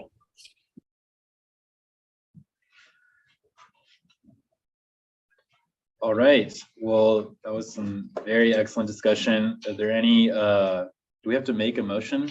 There's no need for a motion, Okay. unless there's something super specific.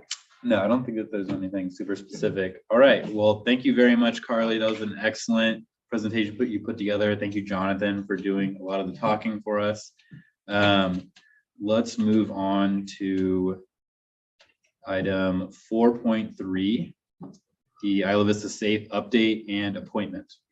All right, so we have it evolved into a pretty lengthy update on IV Safe, but as we were writing it, it was clear that this is not quite so straightforward to take something new on. So we have, we should just know that. New things are great, but it's not straightforward.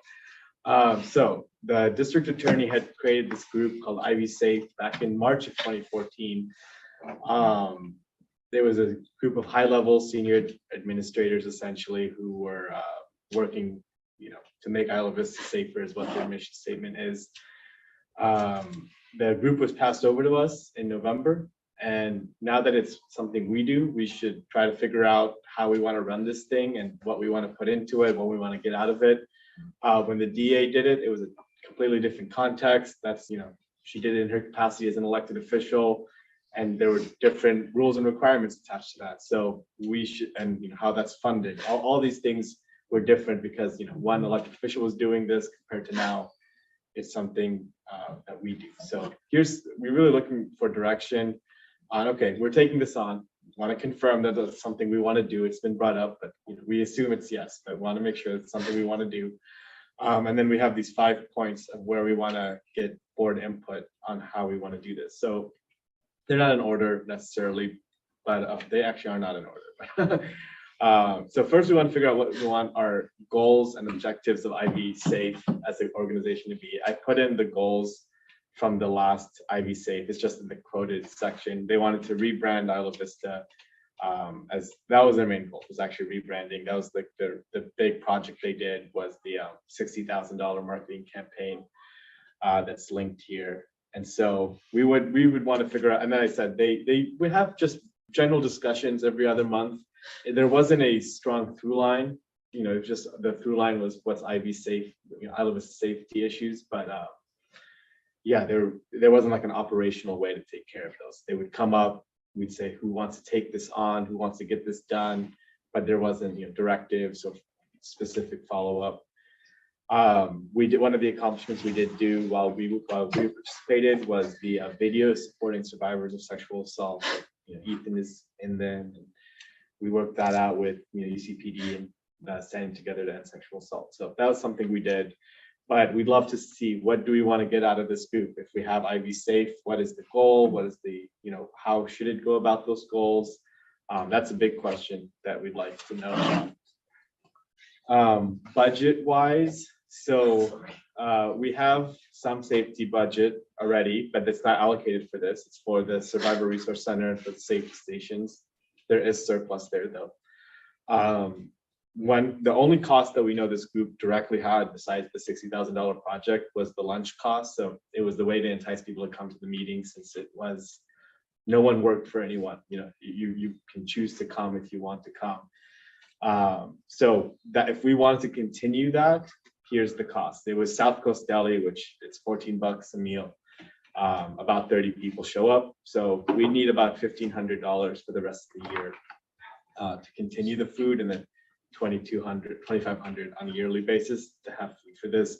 If we wanted to do other things like other marketing campaigns around safety or, projects that followed up, that's its own budget. That would have its own costs, and we could allocate that, but we'd like to see what we want to think about on the budget. There's also potential staffing costs. Do we want to have like safety interns that follow up on the projects?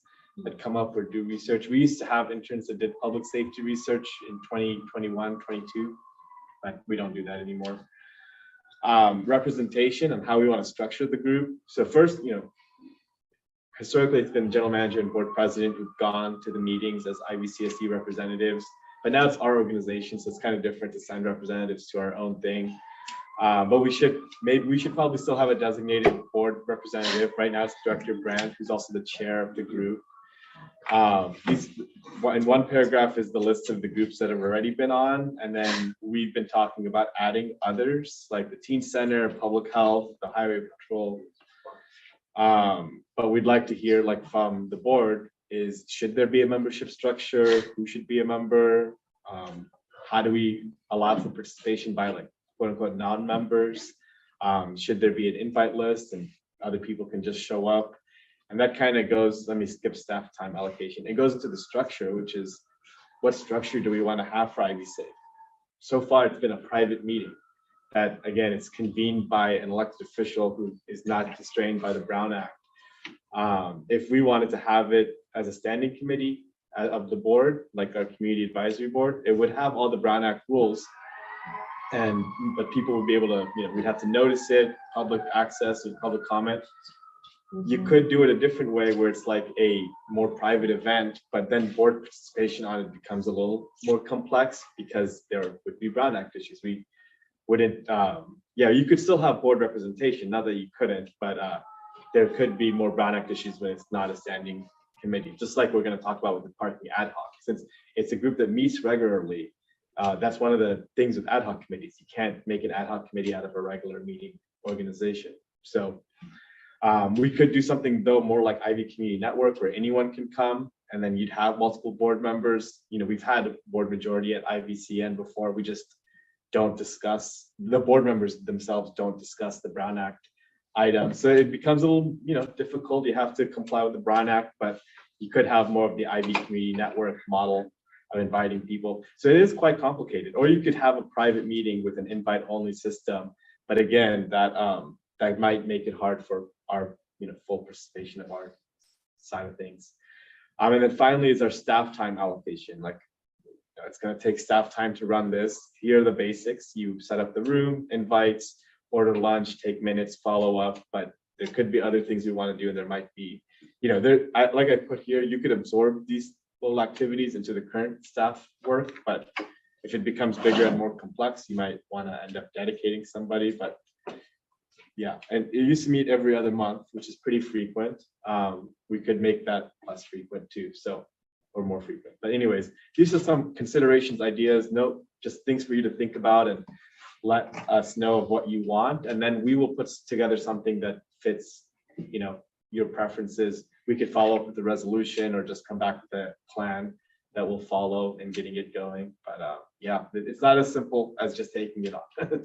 It's quite a bit of things that are involved with it. Right, Dr. Freeman. So I want to, before I ask the question I want to provide some context to the question, which is that before, now we're going to take it on. Before we had the opportunity to have people like Spencer and yourself on it, back when this committee or whatever you want to call this group was first formed, it was something that was essentially groups surrounding Isla Vista, but specifically not Isla Vista, rebranding Isla Vista. And I specifically remember Rodney Gould, the general manager of the Parks District at the time, going and saying, shouldn't somebody be from IVB be on this? Can I be on this? No, you're not allowed to be on this. And it became over the course of a number of months a sufficient PR issue that even the general manager of the one government we have in Isla Vista at the time, the Parks District, wasn't allowed to show up to that meeting. That finally it was like, okay, you can show up, nobody else can show up.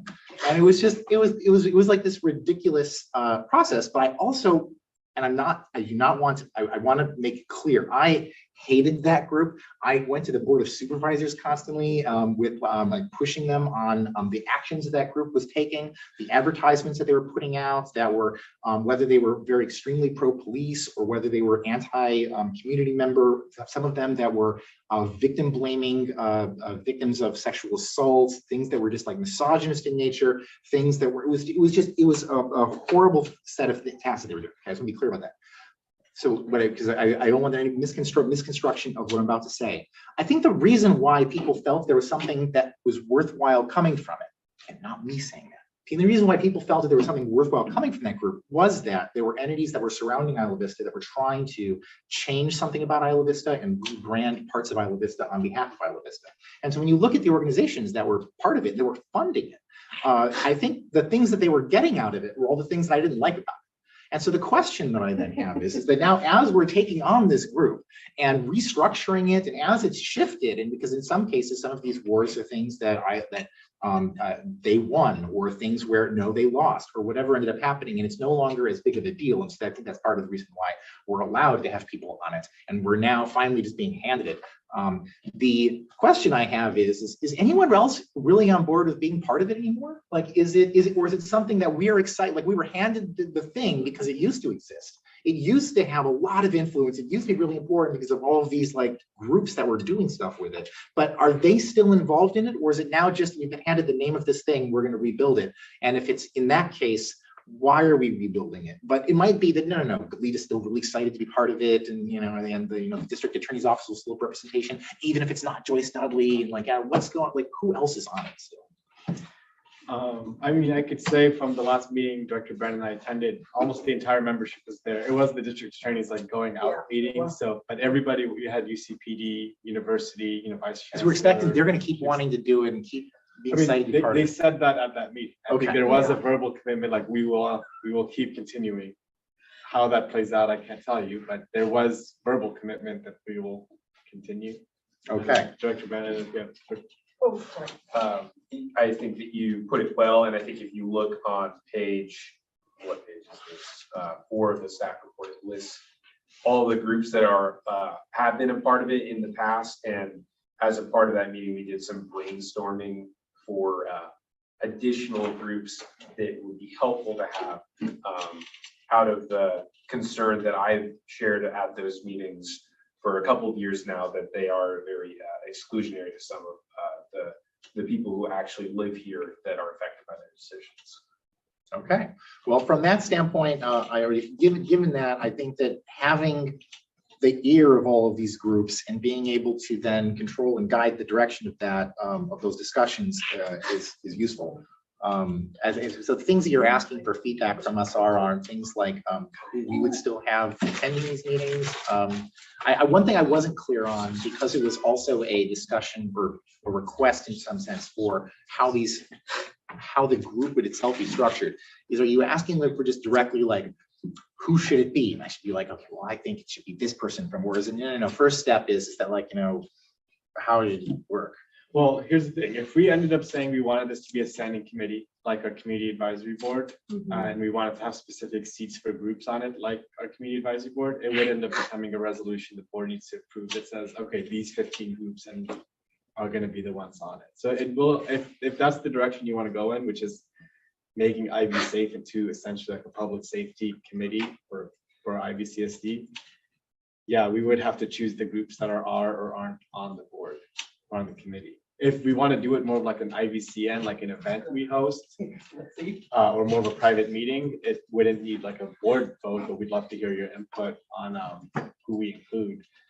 But also the way we're managing this, like, are we managing a private invite only group or not? Because the community might feel differently about different models. So that we don't want to commit to the old model right now, which was the private invite only. So yeah. I would personally be somewhat wary of designating a group that is in charge of public safety in Isla Vista, particularly from that lineage and the groups that are part of it, and like delegating it like that. But I think that it's useful for us to be the ones who are organizing and moderating and doing that sort of thing. I am very curious about, because Spencer has been heavily involved in this now for years, and I think has also had a really good vantage on the reaction of all of the different entities surrounding us to the Isla Vista Community Service District. I am particularly interested in what Spencer thinks we should do with this. I have my hand up. I'm sorry. Go ahead. I'm sorry. I am very particularly interested in that, period. Now it is up to Marcos to decide who talks. And also Spencer's eating a tangelo that I brought from home. So it's not pretty over here. I should not be trying to hand the mic to Spencer, but I am saying that I am very interested in hearing what Spencer has to say on this topic, but that does not change that. All right, Director Deschler. Okay, so I have been going to these Ivy Safe meetings since the beginning of the beginning. And I have a different person. What's that life? Yeah. Because I tell the story, it's where I met Ethan for the first time, because he was the representative from Associated Students from Santa Barbara City College. And so that's when I first met him, and I, of course, thought he was amazing. So I think that so I'm just going to give a little bit of, is that okay? Yeah, why not? I mean, that's why I'm here, right? Okay, so. I pontificated, you should get to. I pontificated, you should get to. Yeah, I'm just going to pontificate a little bit, but I'll just say that I think that the creation of Ivy Safe from the district attorney came from a really good place. And I think it was her desire to look at some very serious issues that were happening in Isla Vista and be involved, right? And so she brought together all these different groups, and it was definitely not great. There was not more people from Isla Vista involved in a group that was for Isla Vista and affecting Isla Vista. But I didn't see these meetings as particularly driven by projects per se. It was more of a social time that people got together and generally talked about various issues. The meetings, I felt like over time, got very, very big, very unwieldy, and they were not productive in any way, shape, or form. And so, I'm just being candid, because I think, again, there was a point to them. I think it was because it was in response to the events of May 21st. So I would say going forward, I think it's really important to ask, is there a use to this group? And is there a value to our organization? And if you're asking that question, then maybe that can drive kind of the structure. But I think we should ask that question, which I think is why we're here.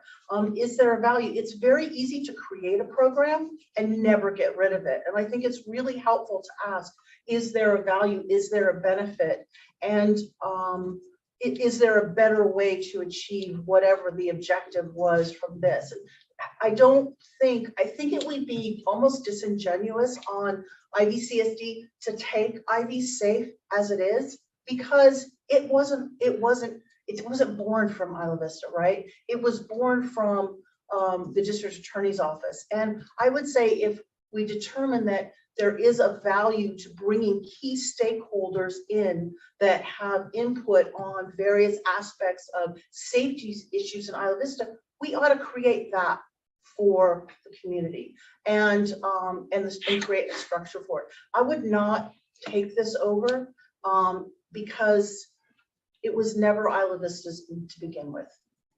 So that's kind of my opinion. And I don't think there's a lot of value to having so many organizations and so many people from so many organizations in a meeting, because frankly, no one can say what they really want to say.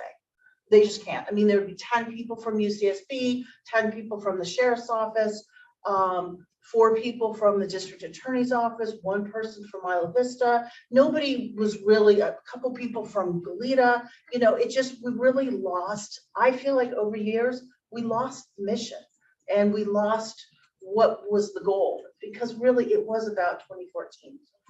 That's just my thoughts. I think we ought to give it a quick death and resurrect something that truly represents what IVCSD wants to see when we talk about Ivy Safe issues. That's my rant. Director Craig. I agree with you. And I don't know a lot of the history of this issue, but I mean, from what I've heard, I don't think it was very productive. And I don't know the legal implications of this, but I do think it would be really useful for Isla Vista to bring the stakeholders together and especially hear from the public. And if there was a way that we could make a portion of the meeting so that we could have public input on public safety issues in Isla Vista and a portion of the meeting that was closed just for discussion among stakeholders, I think that that would allow for more productive discussions and also input from the IB community, which I think a lot of the time, some of these institutions that are further away from IB itself, like lose track of who they're supposed to be representing. And so I think that could be, you know, something useful for the program. I did not write that down in my options, which is a hybrid. I love it. That's a hybrid great, meeting. that's a great idea. Thank you. Yeah, I like it. Dr. Brandt.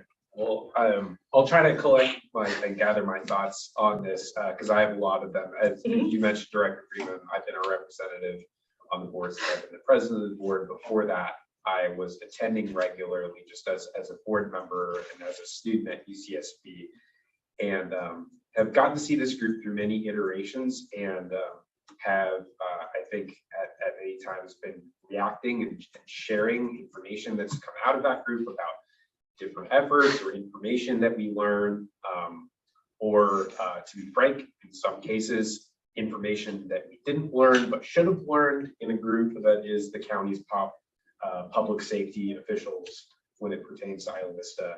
And I've shared the frustration that many of us have about how the group was constructed, and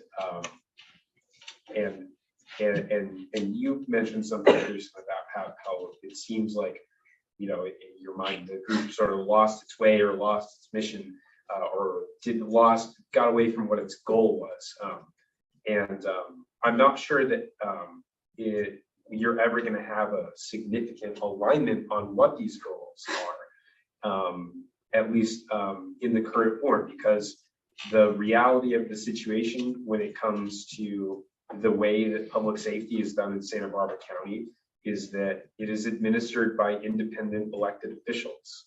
And it is our task to figure out how we can best influence those people in order to create a safer community that really values the things that our community values, and really is utilizing the best practices of restorative justice and racial justice and justice for LGBTQ plus individuals, for women, and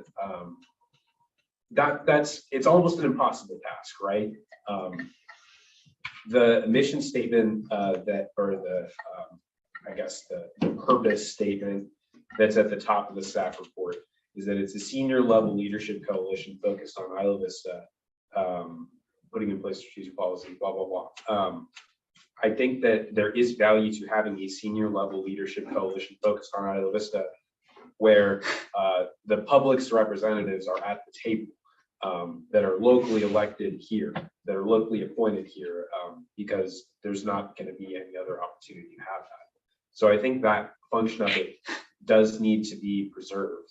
And at the same time, I love Director Craig's suggestion of there needs to be some sort of hybrid mechanism, because you need to provide a mechanism for people to be able to make their voice heard, especially when there are things happening in the community that public safety decision makers need to hear about. Our residents are the closest, literally, they are the community. They're the closest thing that we have, that are ear to what's going on the ground, in a way that any staff member or service provider from any of these agencies can never quite do, right? So I guess those are kind of my thoughts about why I still see value in having a group. Maybe a renaming is in order too, because I think that there is definitely just a lot of baggage associated, as Director Freeman has outlined really well. I will also just close by saying that I think that when you look at public safety more broadly as a society, it's a segment that's going through a lot of challenges and evolution right now in terms of trying to meet the important goals that have been lost over the years of being connected to the community, to listening to the community, and also recognizing the errors of the past that have led to things that we are frustrated about, like over policing, like mass incarceration, the condition in the jails, and it can be, and also I will say the lack of understanding, inclusivity, and equity among some that are involved in the system. And it can be tempting to take all of those frustrations and put it just on the existence of the one group where there have been bad ideas that have come out of it in the past. But that doesn't mean that the proper response from us is to walk away and burn it down and say, everyone go do their own thing. I think that there's always going to be value in communication with people and trying to bring people together, even if we know that it's going to be an uphill battle in some instances. So I guess that's kind of where I'm at in terms of the existence and just the general idea. I think when it comes to goals and objectives, that is the area where I think our board can really play a role in terms of having input from the public about what the goals and objectives for public safety decision makers should be. I mean, one good example that I might bring up is that, and I voice at these meetings, is that a big safety challenge that I've noticed is traffic and pedestrian safety, and specifically bicycle and scooter safety.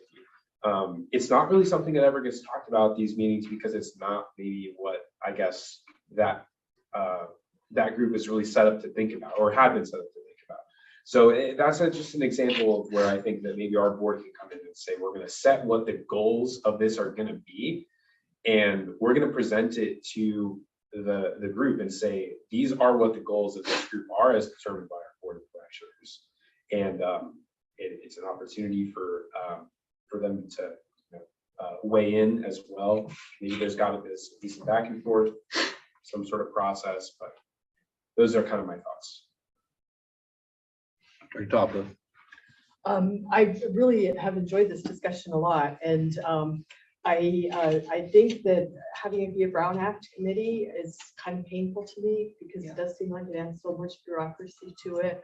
I really liked Olivia's ideas about having it be more of a hybrid. But then, as much as I have my negative impression of IVCSD, a lot of that really comes from us not owning it in Isla Vista. And I do think that there is a great advantage in carrying that name forward. For one thing, we got very high level participation from the county, which I think is very important to actually accomplishing what I would think our goals would be. And we also apparently in the course of this handoff have some buy-in of people saying they will continue to come. I think that we have some moral high ground to say, wait a minute, you give it to us and then you all stop coming. Whereas if we create something altogether new, we have to build it from the ground up. And so I do think it would make sense to have it continue to be Isla Vista safe.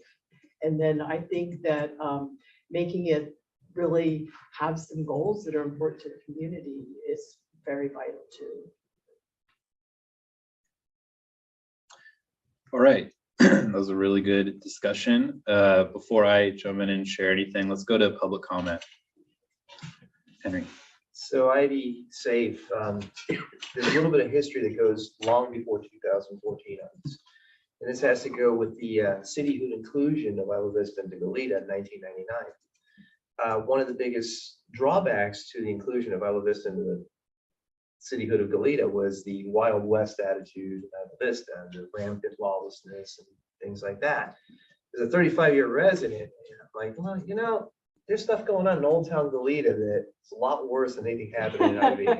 I'll tell you that right now. But that was kind of the birth of that. The district attorney had ideas about ID.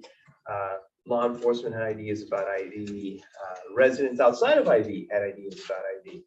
You know, I'd have people from outside tell me, "Oh, this really? When did that happen?" But you know, I'm going to say that May 2014 was a huge game changer. A huge game changer. The first 2 shootings happened pretty much right outside our door. I was in Fresno at the time of the BMX race, and then we had the mirror bus guy, and you know, we've had numerous incidents, but that doesn't mean Isla Vista is rampantly lawless. But the one thing that I do notice as a resident, longtime resident of ID, is the lack of representation of the residents in the business community of Isla Vista. And Director Craig's model, I think, is something that drags in, not drags in, but involves, drags in such a negative term. It involves stakeholders in the community. Those stakeholders aren't just the residents, business owners as well. You need to hear from them as well. They have their legitimate, not complaints, but their legitimate concerns. You know, then from outside of Isla Vista, you need to bring in mental health experts. I just had tonight, you know, I had deputies Carol and Abernathy show up across the street from me. The wizard lives there. I don't know if you know Daniel Cardenas, the wizard, very colorful character. And he was having an episode. It's really sad. His health is not doing very good. And he was having an episode where he felt that someone was trying to attack him via threats on the phone and everything. So he called 911 and paramedics. And it was an honor to be able to stand there with, the paramedics showed up. They did a great job calming him down. And then deputies Carol and Abernathy, the 3 of us talked with the wizard and we calmed him down. Abernathy accompanied him back to the apartment. And it was left with the note of, hey, can you keep an eye on him? That was my job. That is my job. Kim's my job. He is our neighbor. We love him. The point to that being that we have to have a working relationship with the community, both residential and business, and law enforcement as well as EMT. I think that the only outside sources that would really make a difference in this would be law enforcement and emergency personnel, including mental health services. We need that in our community. But bringing in the stakeholders in terms of the community itself, residents and business owners, they have their statements to make on this. And I think Director Craig's model would address that. It would create the platform for that. And I think that that's something that needs to, how y'all want to do this, what am I to say? But something does need to be done. We can't forget that Isla Vista is a community. It is a very, like I always keep saying, it's diverse and dynamic, the 2 Ds. And in order to promote that diversity and that dynamicism to it, we all got to come together and we all got to come with some agreements. And I think by having some sort of an organization, whatever you want to call it, that allows voices to be heard would be the way to go. I don't know if I'm putting it eloquently enough. I'm not known for eloquence, but I think it's something that needs to happen, but in a way that is Isla Vista, not outside of Isla Vista. This is, if we're going to solve Isla Vista issues, might as well be with Isla Vistans. That's my way of taking on that. That's my take. Thank you for those comments. Do we have any public comments on Zoom? None right now. Okay, let's go back to the board for some conversation. I'll jump in now, but to respond to what Director Brandt was saying towards the end about traffic safety and pedestrian safety and different issues happening in the road, I was going to mention this in my report later, but today I got to have my first meeting in person with Lieutenant Tesla from Isla's Foot Patrol. And one of the topics that we both were very curious about was safety in the streets, specifically revolving around vehicles, whether it be a bicycle, a motorized scooter, or a car. And I've mentioned this with a few other friends and neighbors and folks here about hearing loud speeding and things like that that I'm concerned about. And road safety just feels like one small part of the many equations to keep our residents safe. I'm very excited to hear about Director Craig's hybrid idea. I hadn't considered that myself either when we were first thinking about this, so I'm glad that you brought that up. I really do want to support the idea of keeping the traditional name because of the reasons that Director Toplos shared of having moral high ground, of having a wrench to pull people in. I'm worried about the many different times that Isla Vista does have a rebrand, whether it's a business that loses power because of a name change, but the recipes and the prices stay the same. Things like that happen all the time. People still call FT for a reason. So I think we should notice the nature of this place and maybe not fight a few things going on. Yeah, that's my comments for now.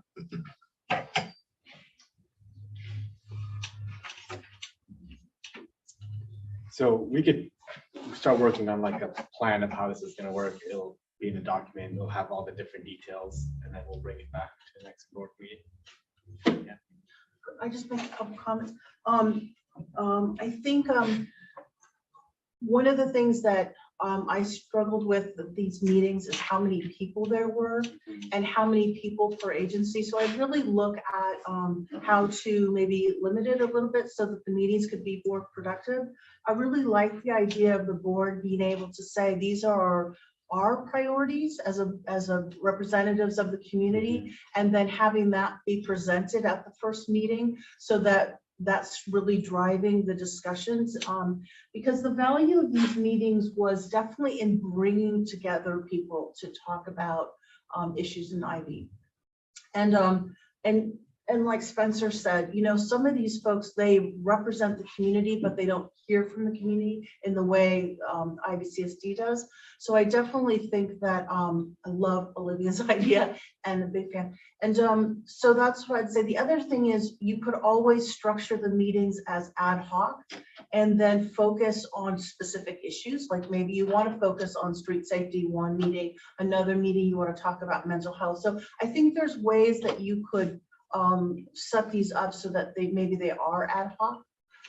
So I think there's, and if people feel strongly about the IV Safe name, I'm not going to say anything. I do think that there does need to be a taking back of what IV Safe means, and I think that can be achieved in the way that you have the first meeting, you present the issues, you run the meeting.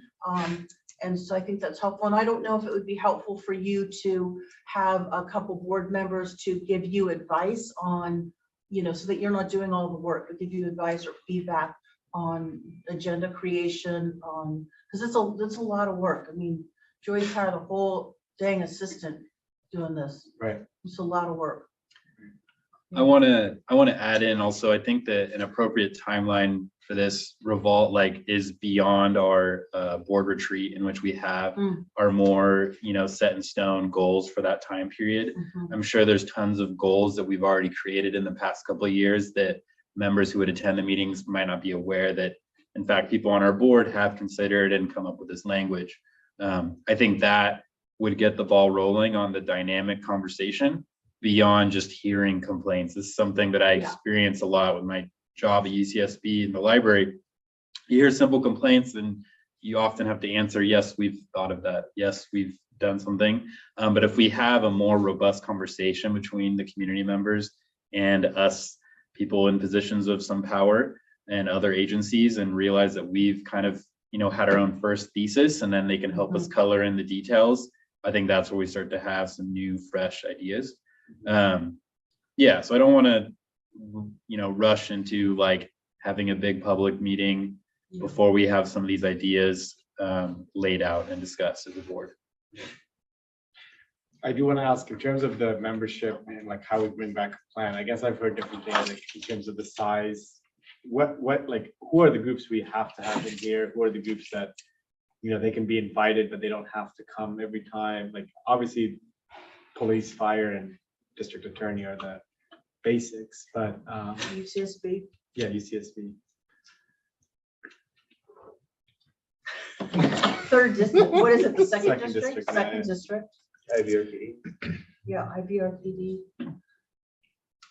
AS. You know, we have SBCC, there's not been a lot.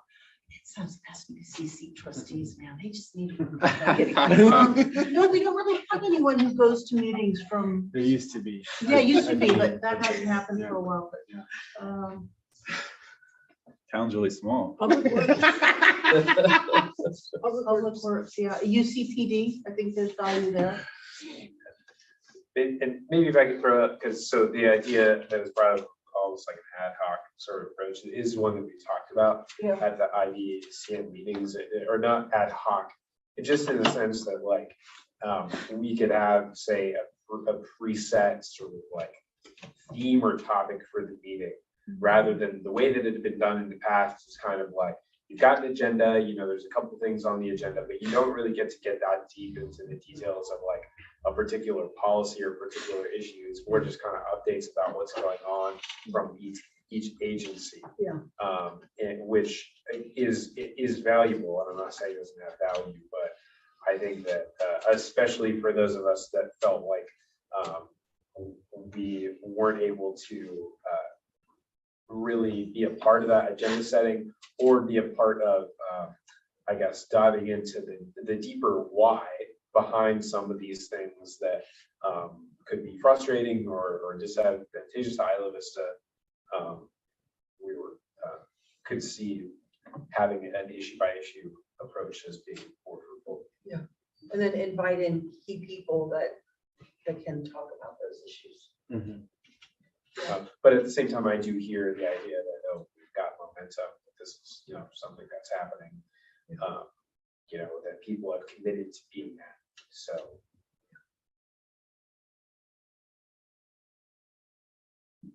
I mean, theoretically, you would have a meeting before Deltopia, you know, that would be a time that this group would meet, because it would be to talk about any issues. It doesn't have to, of course, that's not gonna happen, but that's the kind of thing that you would talk about, is what are we looking at? What are the plans? Who's doing what? That kind of thing.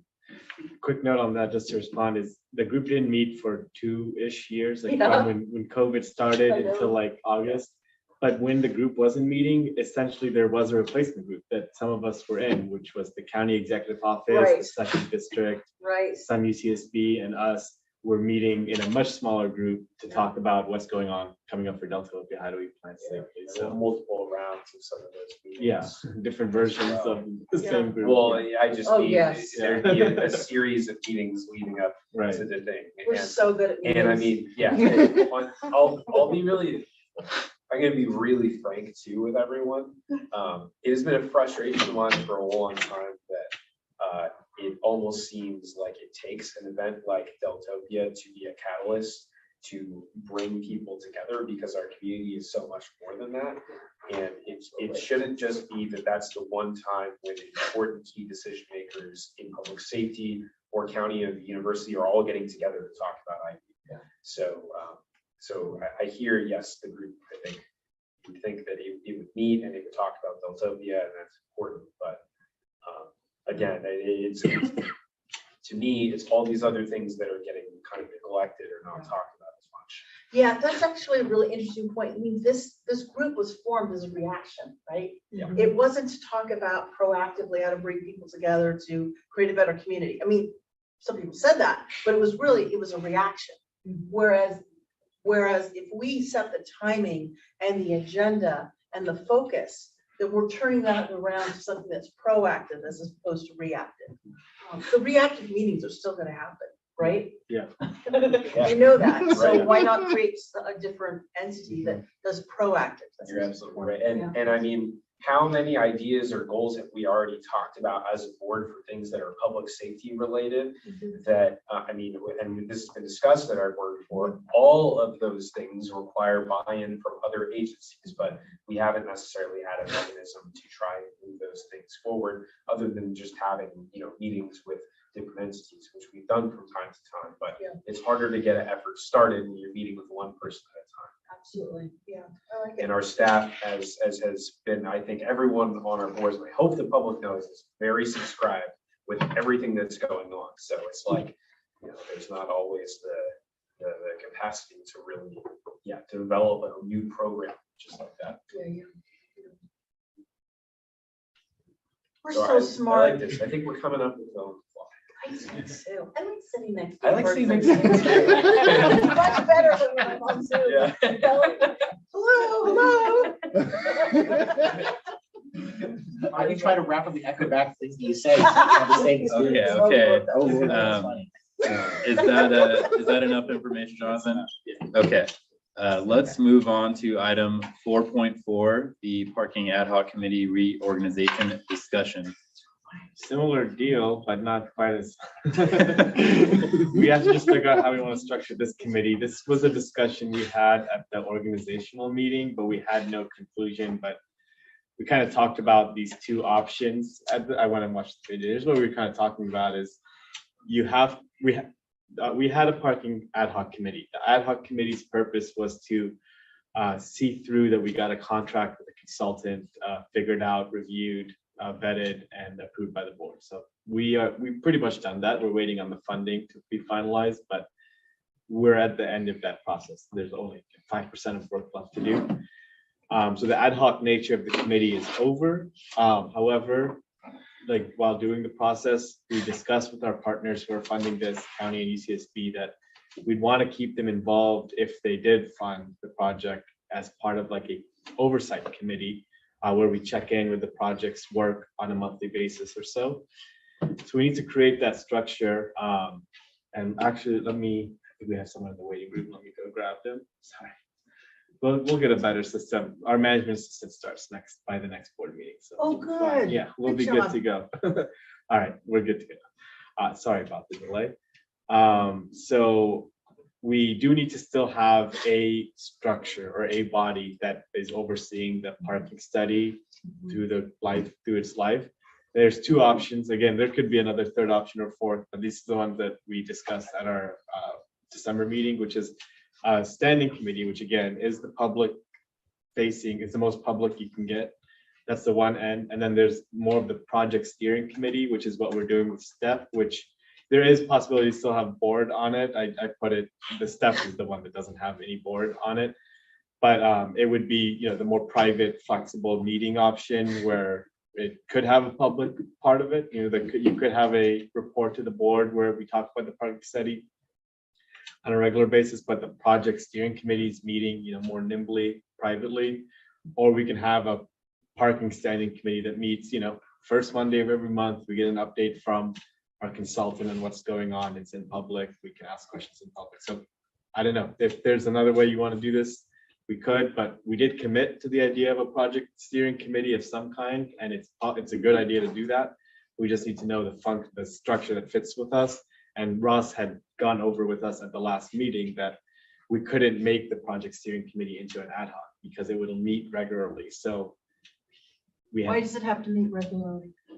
Because a project committee, you meet once a month or once a Oh, quarter. so I understand what it means regularly. Does it, if it meets regularly, but it's not at the same time, is that? No, That's what I meant. Not the time, but it's like it has a, ad hoc committees, like it has a very specific one goal, like go do this task. Yeah. So, Okay, well, I think we heard from, sorry, I'm really tired and that's why I'm talking so much. I think we heard from UCSB and the county that they definitely, because they're contributing funding, they want to be part of some type of executive board, but I know that they do not want to meet every Monday. not every Monday, once a month. Oh, Or okay. once I said the first time. No. on Monday. This is really Marcus's fault because it's 8:30 and we have not gotten a break. You got your IT break. Yeah, you had an IT break. And there was a lot of laughter and joy a few minutes ago, so I had to move forward. Okay. As one of the current members on the ad hoc version of our committee, I know very obviously that the three of us have very different perspectives on life in IV.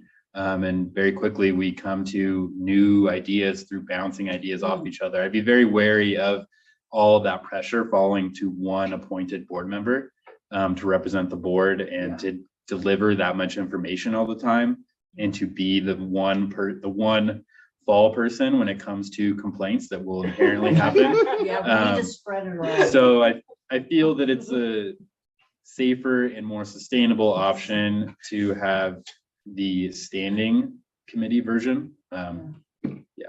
Are there other questions from board members about these? One thing I'll just make a comment of is that I will probably be the UCSB person, and then I'm also the board member, so if it's Brown Act, it's helpful. Yeah, and for okay. quorum, yeah. Director Brandt. Have we asked UCSB and the county if they'd be willing to participate in a Brown Act meeting for this? I mean, I know that there's sensitive information about the project being discussed and kind of managing of this contract. Yeah, we're coming to you all first, and then once we have a plan, we will talk to them. You know, let's call it the Olivia plan. I mean, wouldn't that be awesome? We'll just be like, this is, we have to like think about like how we're gonna talk about. I think maybe look at an Olivia approach. Maybe I think that's really valid, that maybe some of the details the county and the city, or the county and the university don't want to be Brown Act, but maybe there's a component that you could make it Brown Act. And that maybe this county and the city aren't involved in that, but maybe that's just 3 board members. That's the idea, like one board member and It's the staff Olivia can approach. meet with the executive committee, and then there could be a public committee. Yeah, with the that might reports. work. Because then you can be discussing more sensitive details with UCSB and the county, but then have it be open so to the community with the 3 representatives.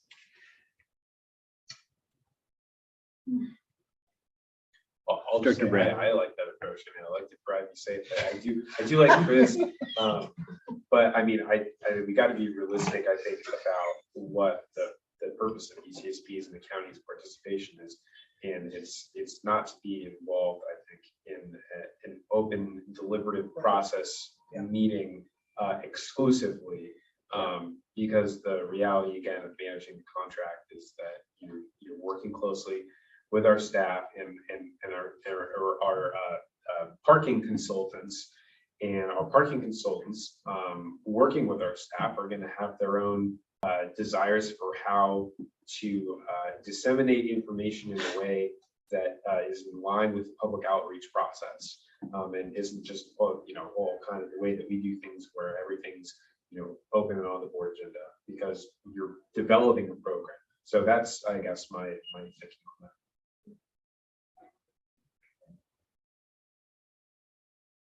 So kind of both. So a standing committee. So we'll create a resolution. We'll bring back a resolution for a standing committee. And then we will speak with UCSB and the county about, maybe we can even meet the morning of before the standing committee. Some model where the 2 structures fit together. I mean, maybe one's a steering committee and that's, I don't know. Yeah, it's both. It's instead of option 1 and 2, it's both option 1 and 2. All right, let's go to public comment. Any members of the public have any commentary on this item? Any on Zoom? None. Okay. Yeah. All right. Is that enough information? That's enough. We'll bring back the action. Okay. Let's move on to item 4.5, the board vacancy update. All right, so we were discussing it amongst myself and board president and vice president about scheduling for the vacancy update, and to create an extra opportunity in case the one time we have set doesn't work for everybody. We're looking at the model that Santa Barbara Unified School District did for this. Is we're thinking of having a second day for interviews just as a spillover day for people who can't make the original time. So the 7th at 6 p.m. is the original time we set, and we're looking to add 6 p.m. on the 8th as well. So that's just the next day. So the decision would be made now on the 8th, since we give everybody a chance to get the interview. But we'd still have interviews on the original date of the 7th that we published. And then the decision would be made on the 8th, so you said? Yeah.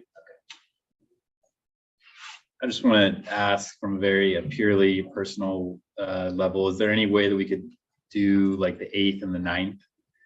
Oh, yeah. Do those days like, Let or me is it- ask our legal counsel if Okay. we can change the original date we published. I don't know, Jamie, if you could help us answer that. Because maybe Jamie, from what we got in our legal counsel report, is that there's a 2-week period where you have to notice when the interview is going to be, and today's 2 weeks. got you. So I don't know if Jamie can help. Gotcha. Yeah, if we're within the 2 weeks, we'd probably have to renotice it if it's intended to be a public hearing or a public item for discussion. So if we want to, It's possible you can always cancel it and renotice it for the next day. It's not a big issue. It would just be at the pleasure of the board. We'll just, or I'll just go back and we can keep that similar day. I'll be very jet lagged traveling back from South Africa on that day. But I have all of you to help me with this decision-making process. It's a big deal. Why don't we just move to the days? Notice that it's on all of our social. Yeah, that's the most commonly, that's the information that's out there. But it only really matters to people who apply, right? So there's like not many of them to get back to, right?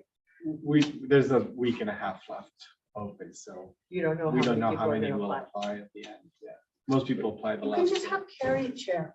You can just sleep in the corner. Yeah, I want to participate, but I might have to ask Bring a for blanket, but some assistance. Prior markers I want to participate too. Yeah. Yeah. Yeah. Fair process. Okay. Yeah, I mean, I'm in support of there being an extra day to allow for, folks who can't make the first day to make the second. And that is a notice as well. We'll add that. We can add, there's a new day.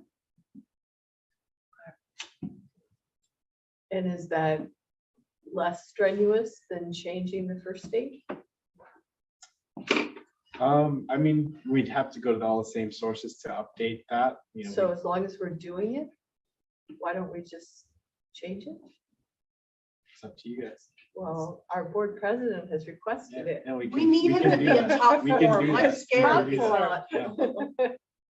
Yeah. Yeah, that's a really good point. If we're already gonna be adding a day, why not just just make a wholesale change? You're so smart, Carrie. Can I get clarity? So did we? February 7th and 8th, right? March. No, it's February. Oh, For the okay. love of Pete. And we have a board meeting on the 7th. No, it's in between Oh, meetings. Yeah, okay. this would be a Okay. special Okay. meeting. Yeah. Okay, so 7th and 8th. Yeah. Okay. Not to be the downer, because I do really want you to be in tip-top shape, but I do have a little bit of heartburn just because I know we've done a lot of social media on this, that we have people that are going to be applying, and I do worry about the integrity of the process being called into question if we were to change anything. And so again, it's such a buffer, but that's just kind of. I mean, I will be here.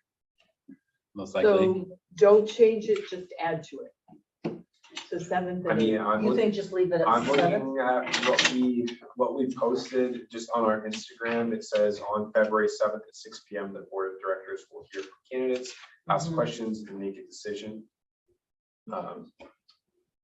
So why are we changing it then? We wanted to provide an overflow. An extra, Well, we have a candidate who is going to be at an airplane. yeah, they wouldn't be able to be considered, but we were thinking of if there's one person, there might be others who might not be putting in because they couldn't make the one time. A candidate or board member? A candidate. Okay, Candidate. The the candidate. person who wants to apply. Candidate, okay. A candidate. If they value this, they'll make other plans. Yeah, well, this is just what we discussed with our Wait. board leadership, and here's what we. Sorry, brought I must have forward. misinterpreted. I thought that. No, this is for a candidate, and then I was just making a side question to ask. There was a candidate who emailed our staff wondering if there was other days that there would be an interview process. Gotcha. Well, that does change things from my calculus. I thought that it was just for our own personal preference, the way it was presented. And yours at that. In that case, I'm more amenable to saying, let's add a second day on the 8th. That's proposed.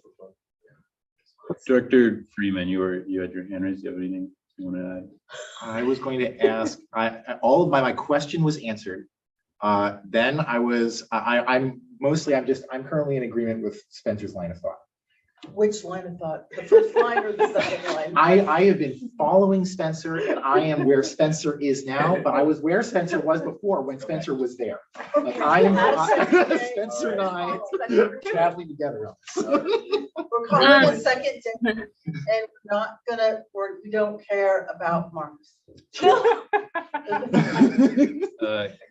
Council. If I may, yeah. So I just pulled up the board's policy manual regarding appointments. The noticing of the special meeting is not an issue. We can always notice the special meeting 24 hours in advance. What would be the issue is making an appointment within 15 days after the publication of the vacancy. So I'm not sure, Jonathan, when it was published that the vacancy was appointment, but we need at least 15 days between the publishing of the notice of vacancy and making the appointment. So as long as we're in that timeline, we should be good on whenever the board wants to make an appointment or hold the meeting. So I can read you, I might have confused you. I can read you the language. It says the district managers shall publish the notice of vacancy within 3 business days from the time they receive the written letter of resignation. The board will then appoint a new director no sooner than 15 days after the vacancy has been published. So we can push the 15 days. It just cannot happen sooner than 15 days. So we're good, right? The 7th is 14 days from now, so It's already been noticed. It's already been noticed. So Yeah. we're good. 8th is 15 days from today, so we would publish it right now. Well, it's already been noticed that you can schedule the meeting at any time. The special 24 meeting. hours. It's not the agenda notice, it's just noticing what the date is, like publishing the date has to be 15 days before when it happens. I don't think that's what she said. I'm reading it right now. That's what it says. You have to post it and then you cannot make a decision until it's been 15 days. Sure. We have posted it weeks ago, so we're good.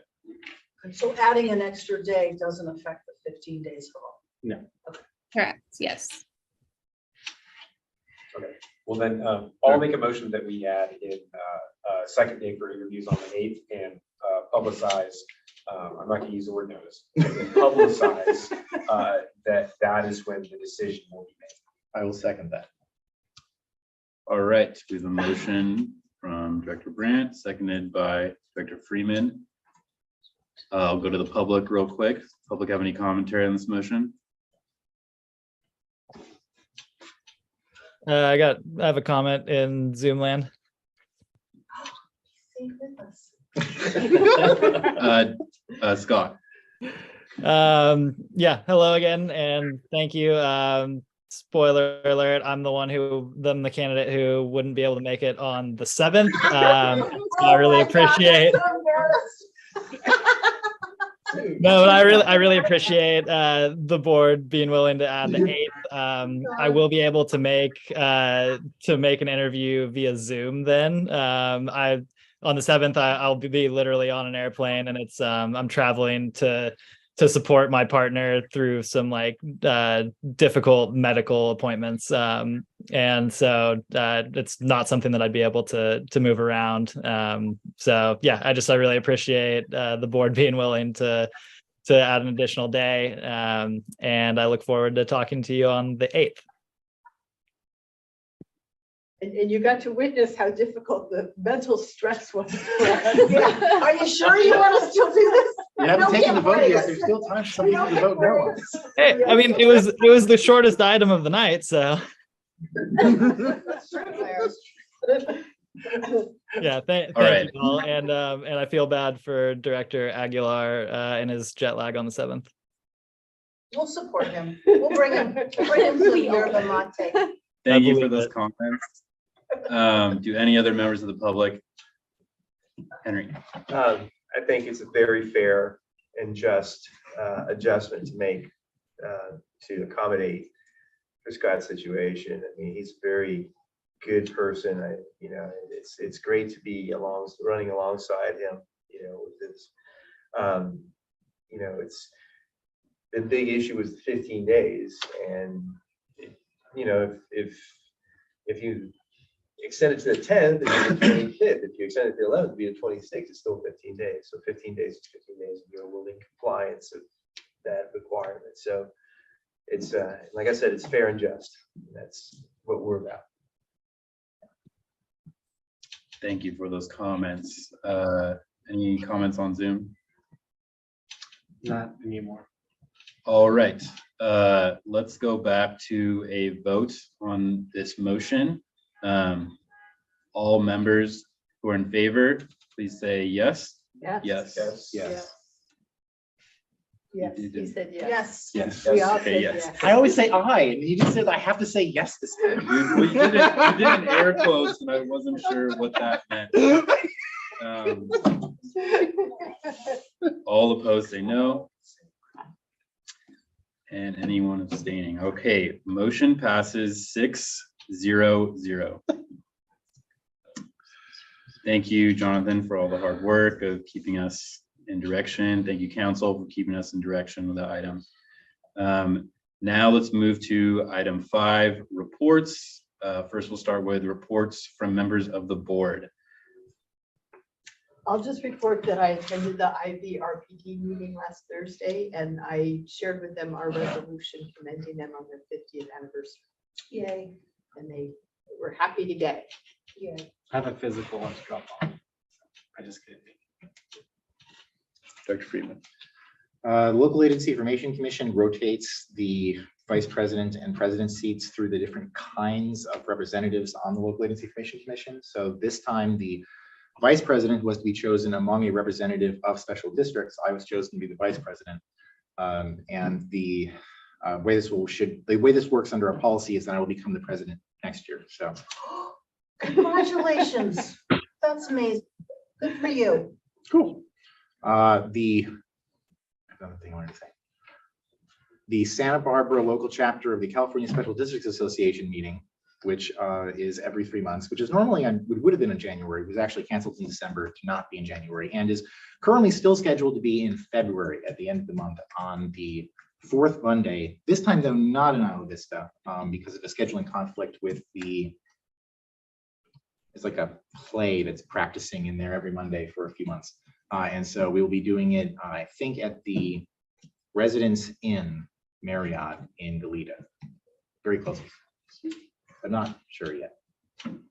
You're looking at me. So,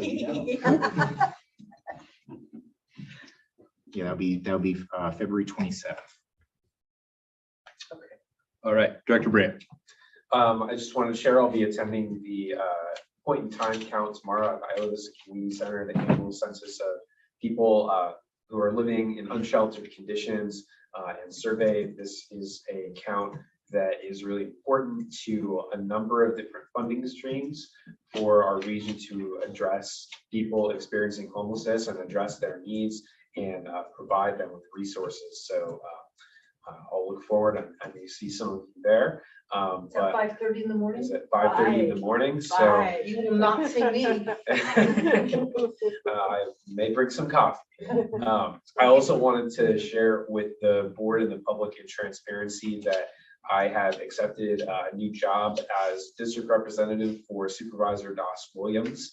In that role, I'll be handling constituent services in the 1st district of the county. So I won't get to work on Isla Vista stuff in that role. But as many of you know, Supervisor Williams is someone that has had a lot of work in Isla Vista in the past when he was an assembly member and really cares about our community. I have spoken with our staff district council, as well as county council and Supervisor Williams himself, just about the roles and avoiding any improprieties.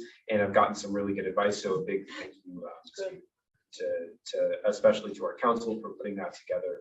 And I'm looking forward to the one. Just wanted to share. Great news. Wow. So excited for you. Fantastic. Very well Congratulations. deserved. Yes. Are there any other board members? Okay, I don't have much of a report yet as I'm still getting my feet underneath me. You heard a little bit about my conversation today with Lieutenant Tesla. We talked a little bit about different safety issues, and I'm hoping to have a more regular semi-casual conversation with Lieutenant as well as the Community Resources Deputy. Deputy, he texted me earlier, so I don't want to missay his name. Deputy Colby Carroll, and it was really nice to have a real conversation with them in person and get to meet these folks. It was definitely my first time ever being behind the walls of Isla Vista Foot Patrol, which was an interesting experience in itself.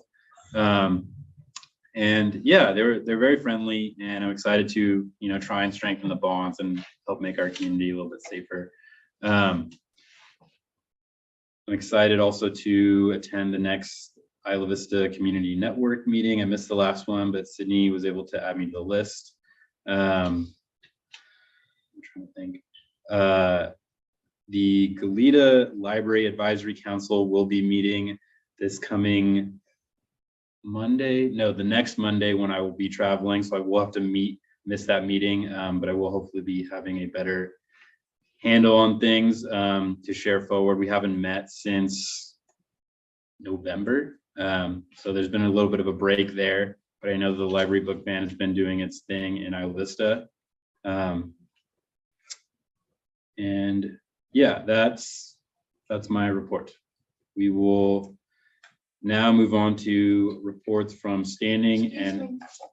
I just got a quick question follow up to your report. Yes, you mentioned that we have a new community resource that has been hired by the sheriff's office. Yes. Were you on the interview panel for that? I was not on the interview panel for that. Yeah, I'm not sure who was on the interview panel for that, but I did meet Deputy Carroll earlier today. Yeah. Thank you. All right, let's move on to 5.2, reports from standing and ad hoc committees. With any committees who need to share?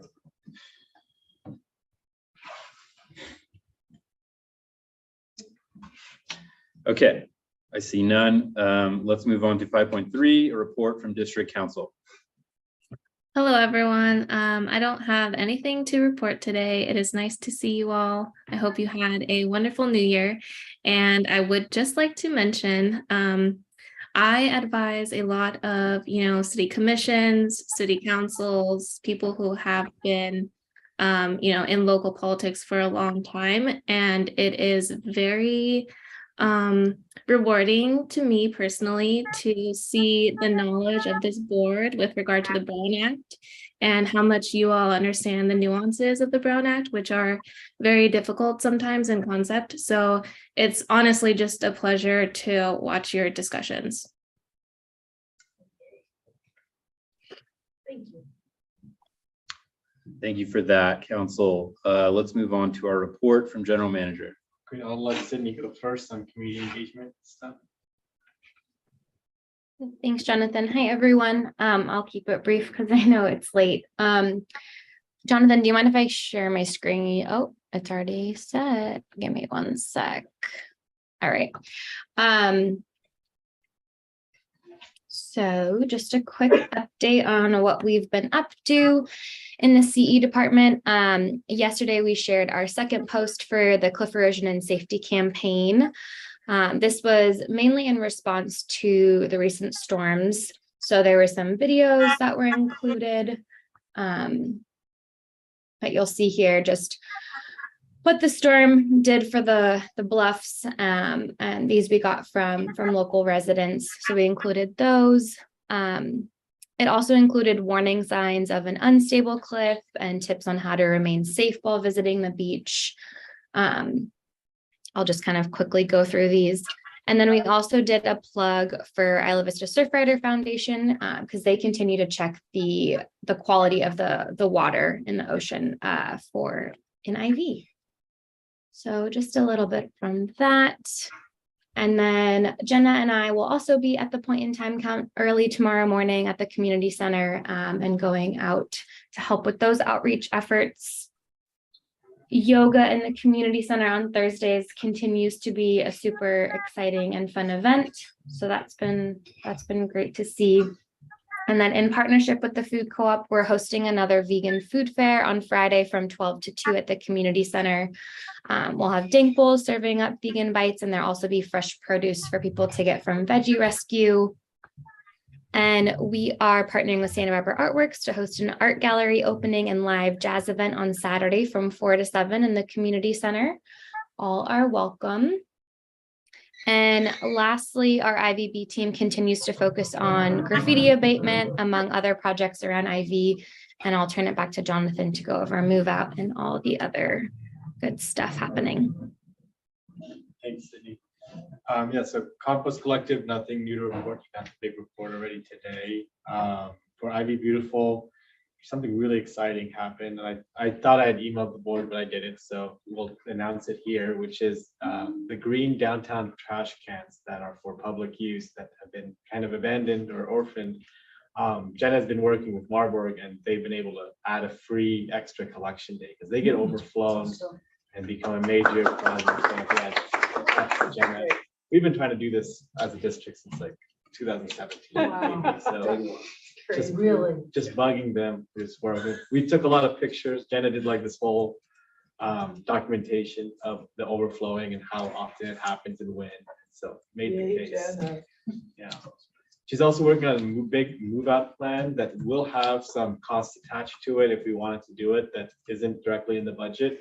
But like I talked about in the financial report, we do have some extra funds I think would be worth looking at funding that move out plan. It's probably on the February 14th meeting is when we'll present it. But yeah, it's a really extensive plan. We can do part or all of it, but great work. You know, we said to focus on these things, and now it's it's really getting done. I don't have any major updates for most of the other programs. Rental housing mediation. We'll present about that at the next meeting, but that's just been a really steady stream of new clients, like 3 to 4 people a week, which we used to be 3 to 4 people a year. So I'm not even joking. We are really getting stronger with that. The STEP grant, we'll have that at the next board meeting. The presentation of the existing conditions report and the needs assessment, that's very close to being done. Me and Sydney have parts to write, and KTOA has some parts to finish, but we're almost there. And community festival update. I had coffee with Kimberly on Friday to talk about what we can do. And so the next step is they still need to take it to their board. So they're going to have a February 2nd special meeting to talk about what they want to do for what they're open and willing to do in terms of scope for Deltopia. But I shared, what our budget is and what our thoughts are. And we will plan, board members definitely free to come too, but we'll have a staff presentation at their special meeting of like the ideas that we shared in November. So yeah, I think it should be at the regular time, 5:30, is what I put in my calendar here. Is that this Thursday? The 2nd, so in a week. So that's our next step. Once we know from there where they're at, we can hopefully come, act fast to get something done. Another cool update is Jordan Killebrew, who's county supervisor, Laura Capps is a liaison to IV. He's not doing office hours at our office. So that's a great, not every day, but he did two days last week, and he'll be doing more. And he's going to be working to arrange a meeting with Supervisor Capps with our board leadership, and then one with our staff, just to show both ends of what we're doing. I think I already mentioned the good news, which is our management assistant, Sybil, will start on Tuesday. So Shirley will be training her and then signing off herself. So yeah, that's pretty much it on my updates. Will the management assistant attend these meetings? Yeah. She'll be taking the minutes. She'll take notes. I'm so happy for you. Do the Zoom. Oh, So this has been such a great meeting. Yeah. So many good updates. Really Director. excited to hear about the update about the rental housing mediation program. Do you have any preliminary idea of, are these referrals from outside agencies? Is it through the website? Where, how are we getting? two ways. One is referrals from Jen Burcham at Oh, great. IVCSD Community Housing Office, because there's so much at capacity that we're helping. And the other is the landlords are suggesting their tenants use the service now. Like even for issues between themselves and the tenant, or the roommate issues, which are really big. But the landlords have been a big part of actually wanting to use it, so. Excellent. And just as a follow-up to that, has the meeting with the property providers happened yet? That's next Wednesday. That's next Wednesday, Yeah. so potentially even a bigger boom coming. That's really great. Yeah. Is that a meeting that people can attend? Um, I would just ask Jen Burcham. Oh, it's She- Jen's meeting. Yeah, she already has it. But we're gonna be presenting about Ivy Beautiful at the next one. So good. We actually got a request from a property owner today asking us to fix the pothole in their house. So we'll get them to the right, the right person. That's great. Thank you. That's it for me. That's an excellent report, Jonathan. Our future meeting date and future agenda items. The next regular meeting of the Board of Directors will take place on January 24th, 2023 at 6 p.m. on Zoom and at the community room, 970 Embarcadero Del Mar, Isla Vista, California. Do I That's a have, typo. February 14th. It's, yeah. oh my gosh. Wow, No, I it's really wasn't thinking. just the version uploaded when it had a typo. Yes, February 14th is our next regular, and then we have the 7th and the 8th. Yeah. those are special meetings. Yeah, the next regular meeting will be February 14th. And then when's this, did we set a board retreat yet? We should wait for this person maybe. Yeah, we have to wait for Oh, the got it, appointment got it. Okay, for the this days. person, I'm a little person. The other- Okay, yeah, I hear you. the new Totally, person, yes. yeah. All right, okay. Do anything about that? Can I raise an issue? Sorry. Sorry. Can we have name tags? Mhm. Thank We'll you. work on I that. would like to have a placard right here with Yeah. my name.